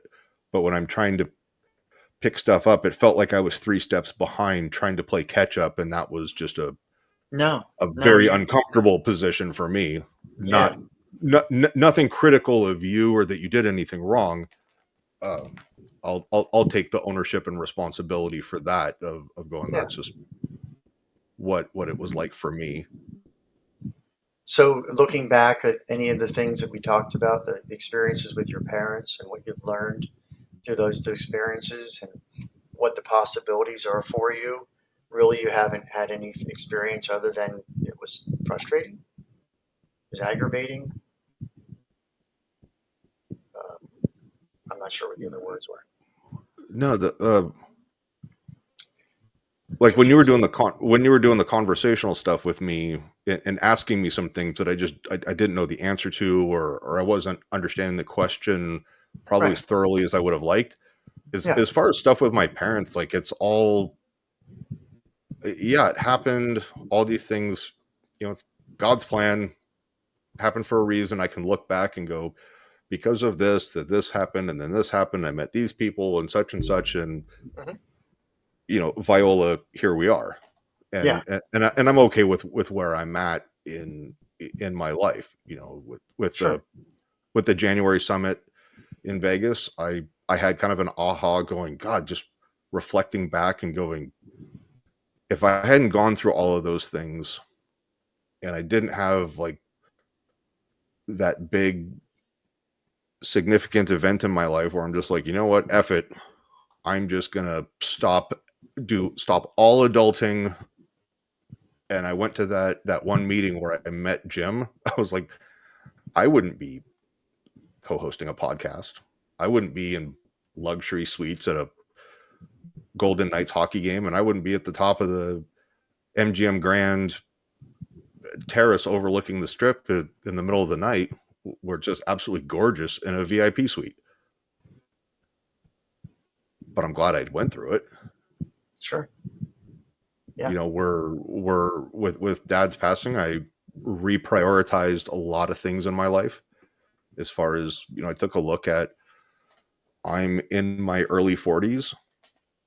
Dad was, I think, 73 or coming up on 73 when he passed. That I'm like,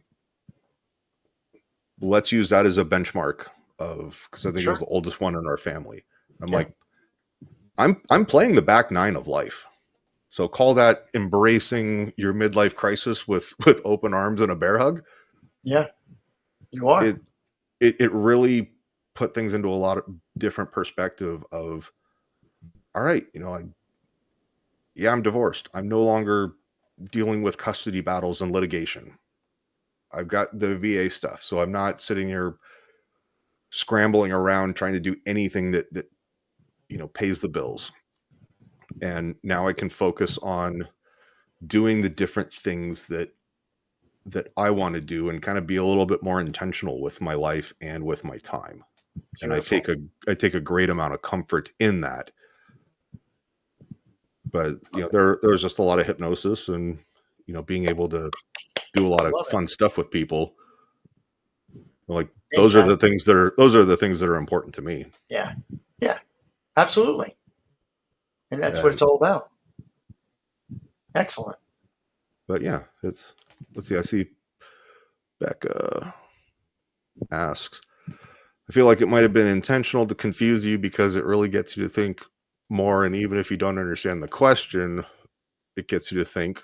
And then follow up is, does conversational induction work similar to a confusion induction, or is Becca thinking of something else? Um, yes, but not usually because you can't start out that way or somebody will get pissed off. Okay. It has to be a timing thing. Everything's about timing. So normally, if you want to do an induction, you want to ask a person. First of all, you're going to comment about the atmosphere wherever you are. You're going to first do that, right? Okay. You're going to talk about when you walk in. Hey, this is a great restaurant. This is amazing. And then you want to travel in time as an induction, going back into the past. Ask a question like, "Hey, have you always liked to eat seafood? Were you a big seafood eater? I'm traveling in time. Mm-hmm. Yeah, I ate seafood and I loved it when it was with my mom. That's an induction. So you were with your mom and now you're here now. How does that feel? Or I wouldn't say that because that sounds too obvious. But an induction is just somebody to go to get someone to think behind their own mask or be in their secret self and to dig inside. And it's just a question, right? It's a question with one word. As much as you, I've, come on, everybody had to see it. I mean, I got him to. Did you see him open up? He looked amazed. I got to see the surface of who Brian was the last 5 minutes, and I am so appreciative. You lit up like a freaking light bulb, and I loved it, and I thank you for that. And I'm thanking your unconscious mind, by the way. Okay. But I'm like, I feel like I'm sucking on this no, it's on this good. retainer like a pacifier, and I'm like, It's all good. I know it's securely in there, but it's like there's that subconscious thing. I'm like, No, you look great. please don't You have look me great. begin talking and like No, I spit it no, out no. onto the keyboard. Yeah, you feel great. You look great. Don't worry about it. Good. It's all good. So at this point, what do we do? It's 10 o'clock already. Yeah. Your time. Yeah. It is, I think one of the things that I've learned from you, Bob, over the years is never make the assumption, right? Never assume that you know exactly what somebody means when they say something. And as long as you're able to carry that forward, you'll always have that next question coming up, or the rabbit. Actually, real quick, you guys go fill like a minute and a half, and I'll be right back. So as Brian runs away, and we'll end the show. So let's go back. Brian won't know what happened. So Yeah. It's important to see what just did you notice how there was a lot of resistance? Yes. Oh yeah. Right. And from working with you and listening to you, of course, in Hypno Hustle, that resistance, it's there to throw up a wall. It's there to protect. It's there to confuse, because it interprets you as danger. And Bob, you are dangerous, but only in a good way. Yeah. But did you see the end result? Yeah. Yeah. I had to come to terms with his unconscious mind so that he could express himself by relaxing, and then it all came out in exactly the way I wanted it, because it was still trying to test me. It was saying, "Hey, I was uncomfortable, but I was this and I was that," and I'm like, "Yeah, okay." But the idea is anytime you're doing conversational, your emotions they have to stay out. And I cannot relate in any way with any of my stuff from the past and bring it into the conversation, because now I'm just dumping more stuff in there that I shouldn't be. I'm jumping in with the piranhas, and so I stay neutral, I smile, and then we just keep moving until we get to where we need to go. Yeah, never assume. Yeah. Becca says that she could see what you were doing. Proper, clever stuff. That's metric for that was pretty cool. I love you, Brian. Oh, that's great. That's awesome. Yeah, and when the rest of you catch up to the metric world, then we'll all speak the same language, right? You still have an open invitation to become a 51st state, Shawn.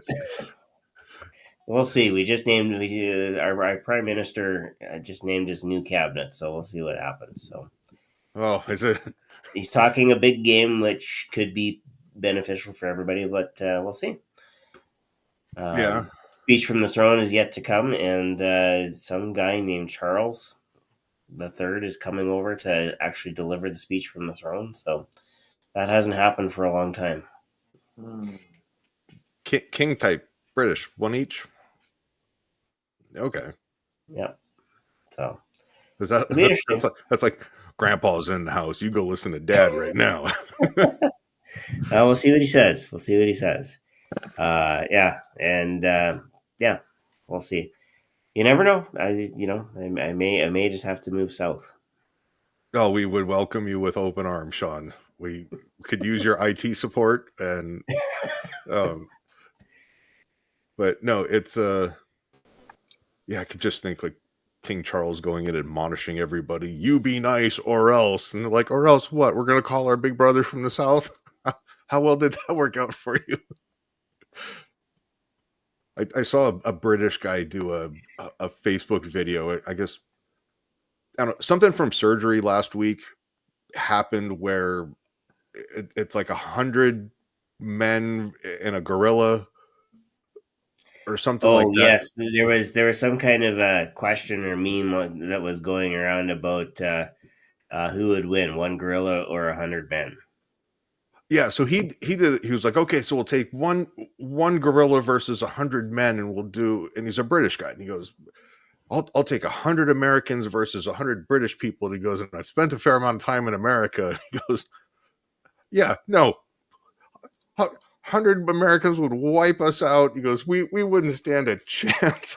And he made a 1776 reference. He goes, it didn't work back then. I don't think it would work now. And and it was this whole comedy bit. It was hilarious.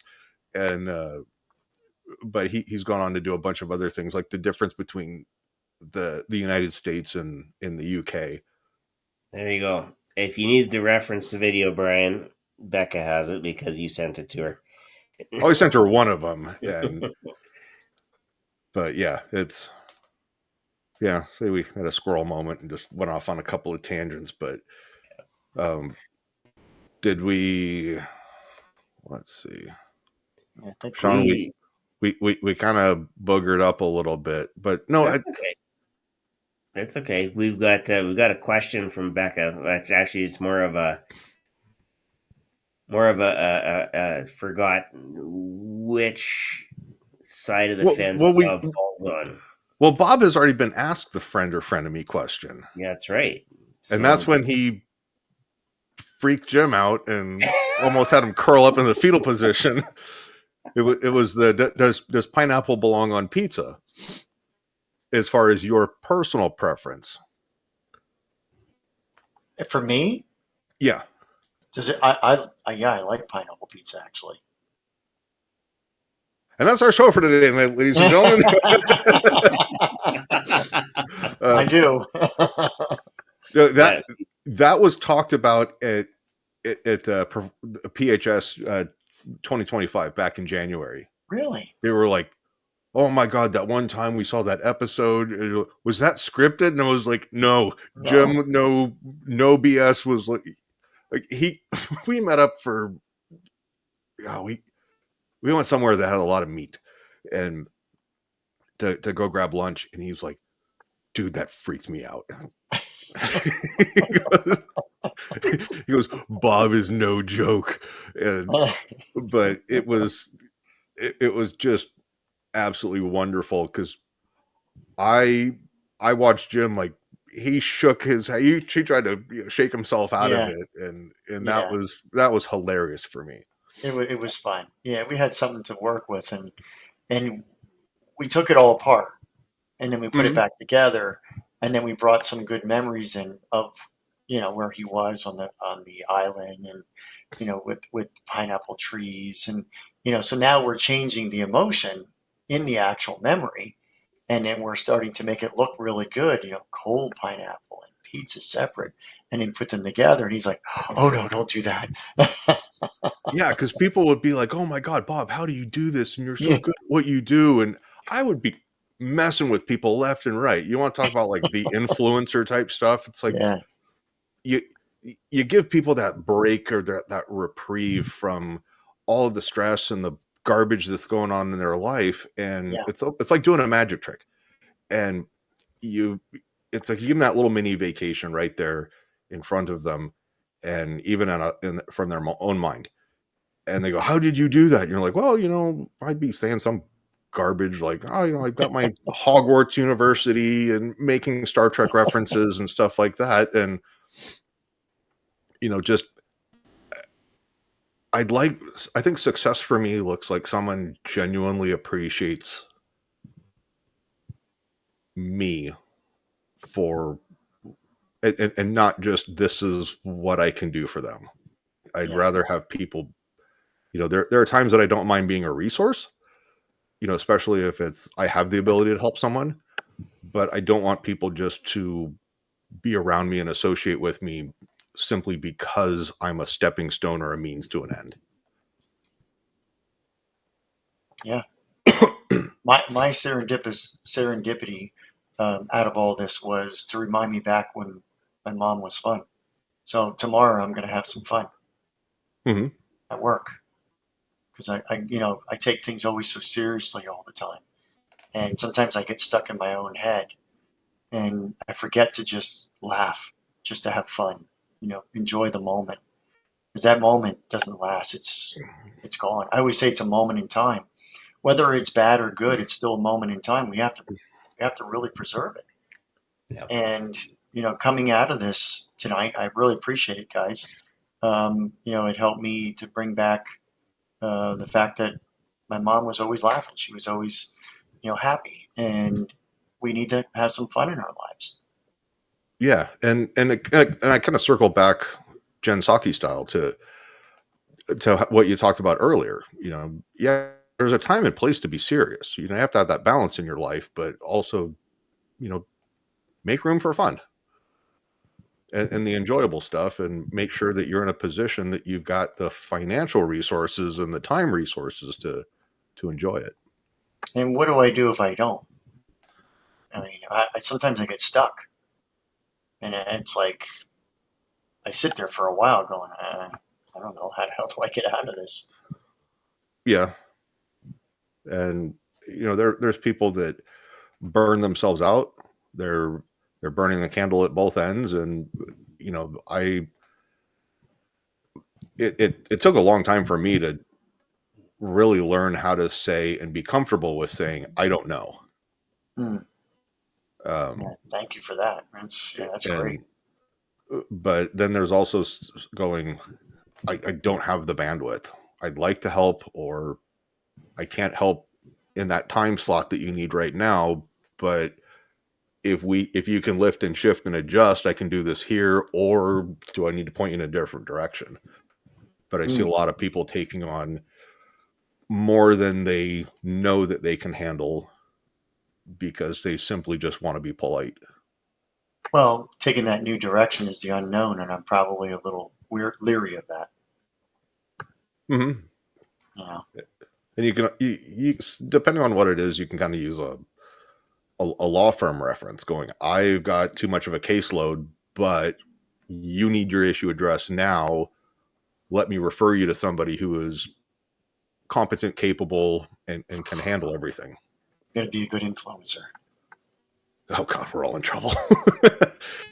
But no, in all seriousness, Bob, I definitely look forward to working with you more and having more conversations with stuff. And now that life is clearing itself up again, that's one of the things that I want to do is kind of eliminate a lot of that clutter in life and go, okay, here's,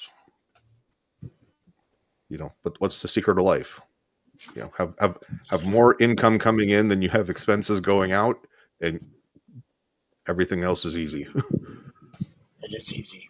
Yeah. Once you get there. And go do fun stuff to make stories and memories. Wow.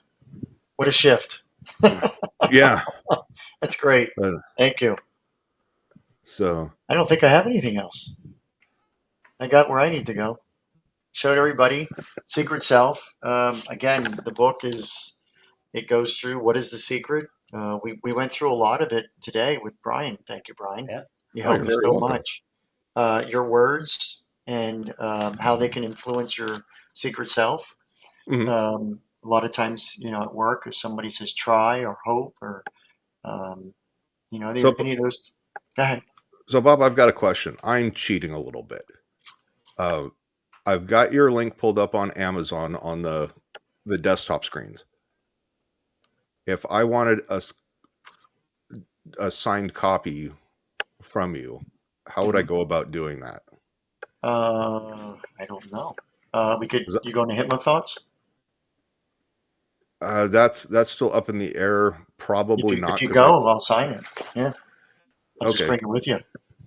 Because I was going to say, do I just ship it to your house, or do I don't know if you've got a box of books, and I go, here, I'm sending you money, and sign it, Yeah, send it I out to never me. But really,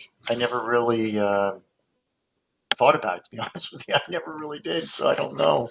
okay, But if we meet up, yeah, yeah, we don't have to solve this problem tonight, but right. But what I like, the way I structured it real quick is it's you got to promise me, don't go Jim on me right now. no, I will definitely promise you. I structured the book that I want you involved in the book. So I'm asking 3 questions before we start the chapter. Then it goes through stories, statements, and questions. So it's questions, stories, statements.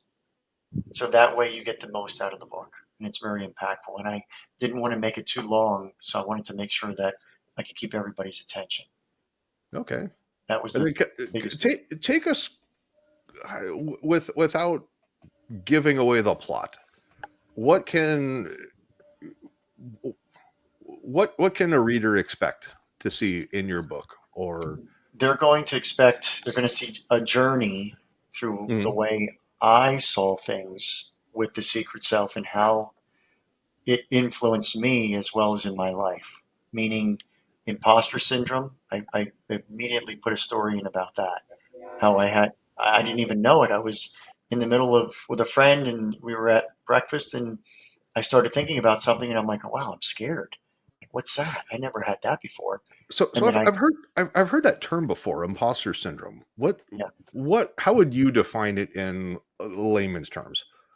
if you feel like you're an imposter in your own self, your secret self is doubting everything that you. If people are telling you you're amazing, people Uh-huh. telling you you're great, but behind the scenes you're doubting yourself. You're saying I'm not worthy. I'm not enough. What if I screw up? What if I don't do it right? What if I don't do it perfect? And Okay. and that's imposter syndrome. And it's usually, and we can leave it with this. This is a really good way to be hypnotized. Is if you have a feeling of imposter syndrome where you feel like you're not enough, take the feeling, go back to the past, and find out where it is. And again, don't go back to the original memory as if you were in the original memory. Go back as an adult. Find out what you learned from it. Change it up Mhm. a little bit. Mine was in the story that I didn't know where it came from. So I said, all right, let's go there. Because I cleaned up everything I have. Every day I have something and I clean it up. Uh-huh. And I never know when it pops up. So I went back, and here it was my sister getting beat up by this boy. He She came home and she was all beat up, and I'm like, all right, I'm going to go after him. So I go over to the house, I go to the door. Now I can tell you the story because there's no emotion to it, Mhm. but it's a different story, and I'll tell you how I reframed it. Right. Knocked on the door, he beat the crap out of me, I'm on the ground. The reframe is he knocks on the door, I see a lion's mouth, I put my head in it, and I have courage. Then I see my, Regardless of whether you get ate by the lion. you know what the thing is? Memories. The biggest thing is there's one word: choice. I have a choice now to feel the way I want to feel and see the memory the way I want to see it. I Well, don't have to. it's almost like a metaphorical thing. It's like, okay, look, I'm going to put my head in the lion's mouth. I'm going to have the courage to do so. Now, if the lion unlives me, it's probably going to be quick and painless. And if I'm no I'm in. longer here, like, no more problem. Uh, I'm in full control of my own memory. yeah, and it's like, okay, now So I put my if I head. don't get ate by the lion and I survive it, hey, bonus. I put my head in, and then so I saw courage. That was the one word that came out of it that I Mhm. learned. Then I saw myself on the ground, and I said, okay, what does that mean? Okay, 2 words: get up. Mhm. So no matter how far you get knocked down, you can still get up. So those are the things that I learned from that memory. Went back to the imposter syndrome and said, now I check in. How do I Mhm. feel about getting up in front of people and talking?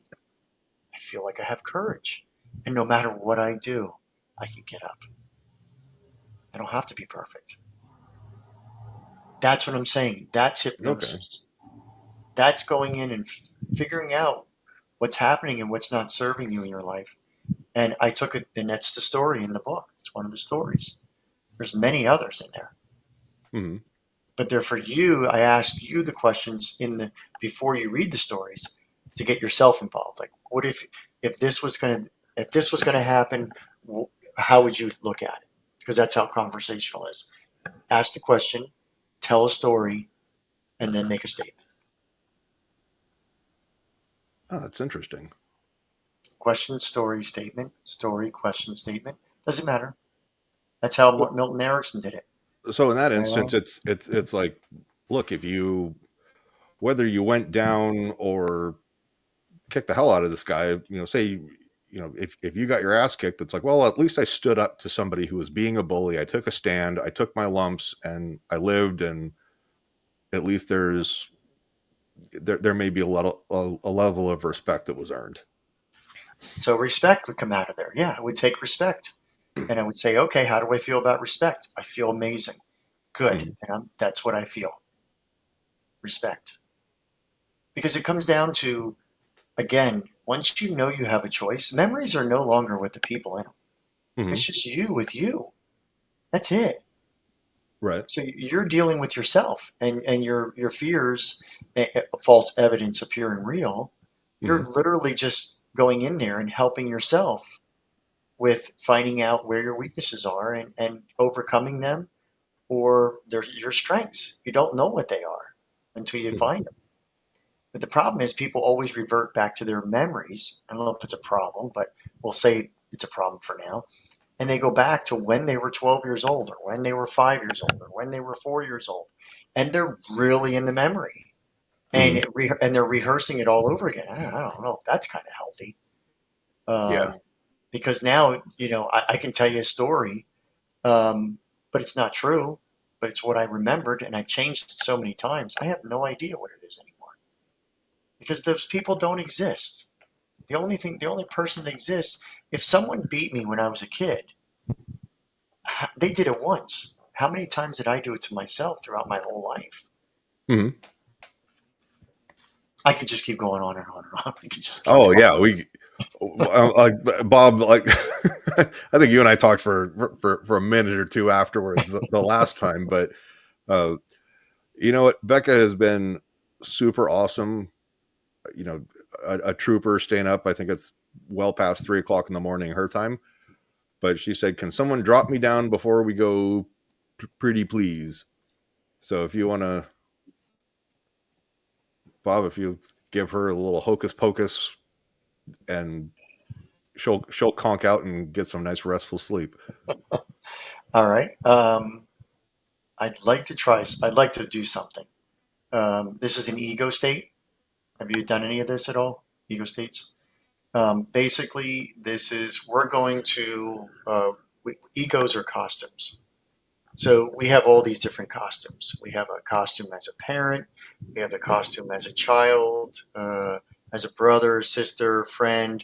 They're all these different costumes that we wear. So what we're going to do is we're going to start by having all these costumes, and then we're going to focus on love and light in our heart. Love and light in our heart. And we're going to go all the way down, okay? And then we're going to see ourselves, our pure selves. No more egos, no more nothing, just us with us. Me with me. But it's love and light. It's all it is. Love and light in our hearts. So close your eyes. And all you want to do is take a deep breath in your mouth, and in your nose.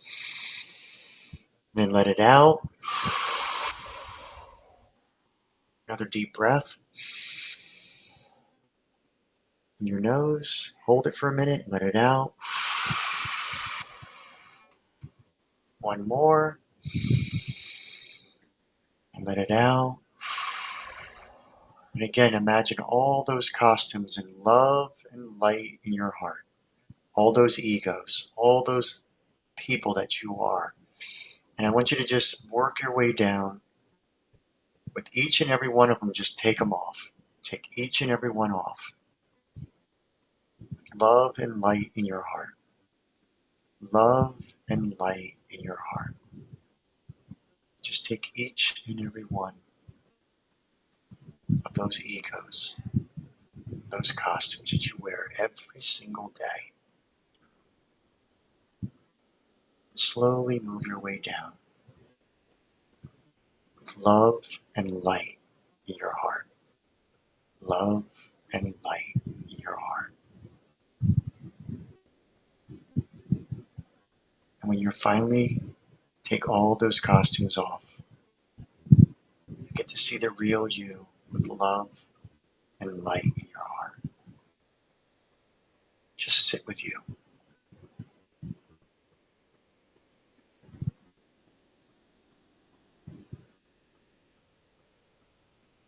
And smile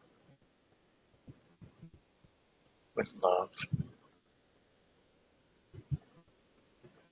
and light.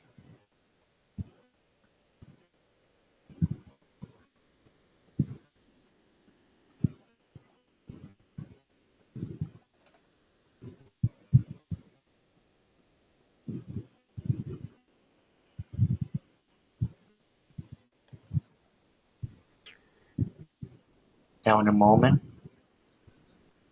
you're going to choose which ones you want to put back on. It's up to you. Or you can start over. It's entirely up to you. You're going to work your way up. Love and light in your heart. Love and light in your heart. Work your way up.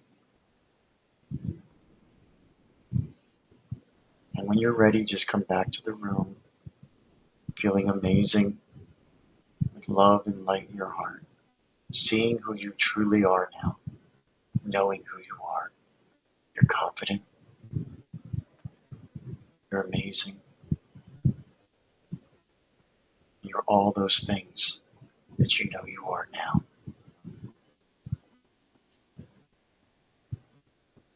You come back to the room when you're ready.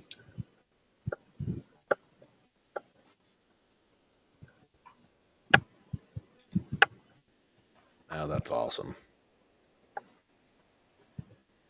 I think she's Very going to get some. powerful. I think she's going to get some good night rest. It's a very, very powerful technique. It gives you many, many choices. And you're there. I've done it with people that have had, all kinds of trauma in their life and decided not to take it with them. Yeah.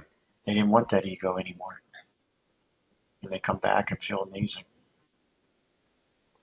Yeah, that's awesome. I think a lot of people just in general need to get out of their own way. Amen. You know, And you know what? That boat anchor stuff gets heavy, and it's too easy to just go, oh, get rid of it and let go. But you're worth it. Work on yourself every day. Mm-hmm. Work on yourself every day. Well, Bob, I know it's getting to be late where you're at. Yeah. We do appreciate all of your time, and very similar last time. Absolute pleasure having you on. Thank you. We're looking forward to the next one. And for everybody, click on the Amazon link.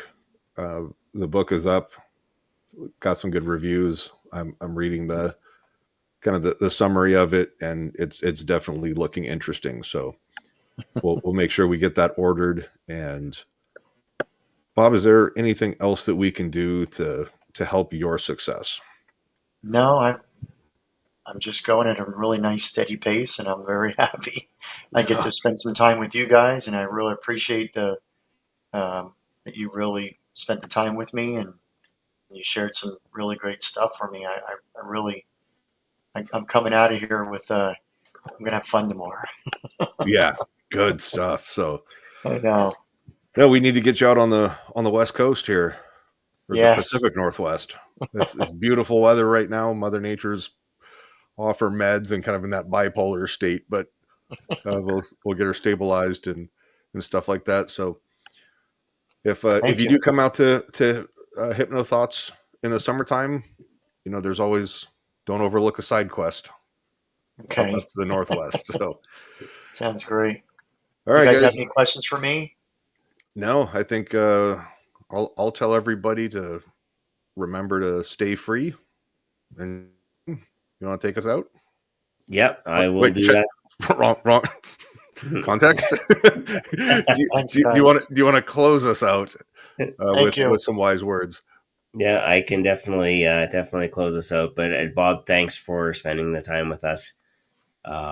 It's always it's always a learning experience, because I now know when Bob all of a sudden kicks in and he's off working with somebody, and that it's always amazing to see on the other side. And as a hypnotist, when we help people, that smile on the other side, I mean, that's as good as gold for a lot of us. Is like, okay, we actually helped you. You're actually, you could see people literally shed the weight that they've been carrying. And it's always amazing. So definitely get Bob's book. I've read Bob's book. It is amazing. I've seen Bob in action so many times that I still want to learn more. Bob always has something new that he can teach. So if you get around Bob, don't be afraid to have a conversation. You may find out something about yourself you didn't know. Despite what you saw tonight. I think it was great. No, I'm very happy. it was absolutely awesome. Yeah. So join us again Tuesday nights. Brian and I will be back with another of our Hypnosis Heroes. Until then, take care, stay well, and be awesome. Good night, everybody. Good night, guys. Good night.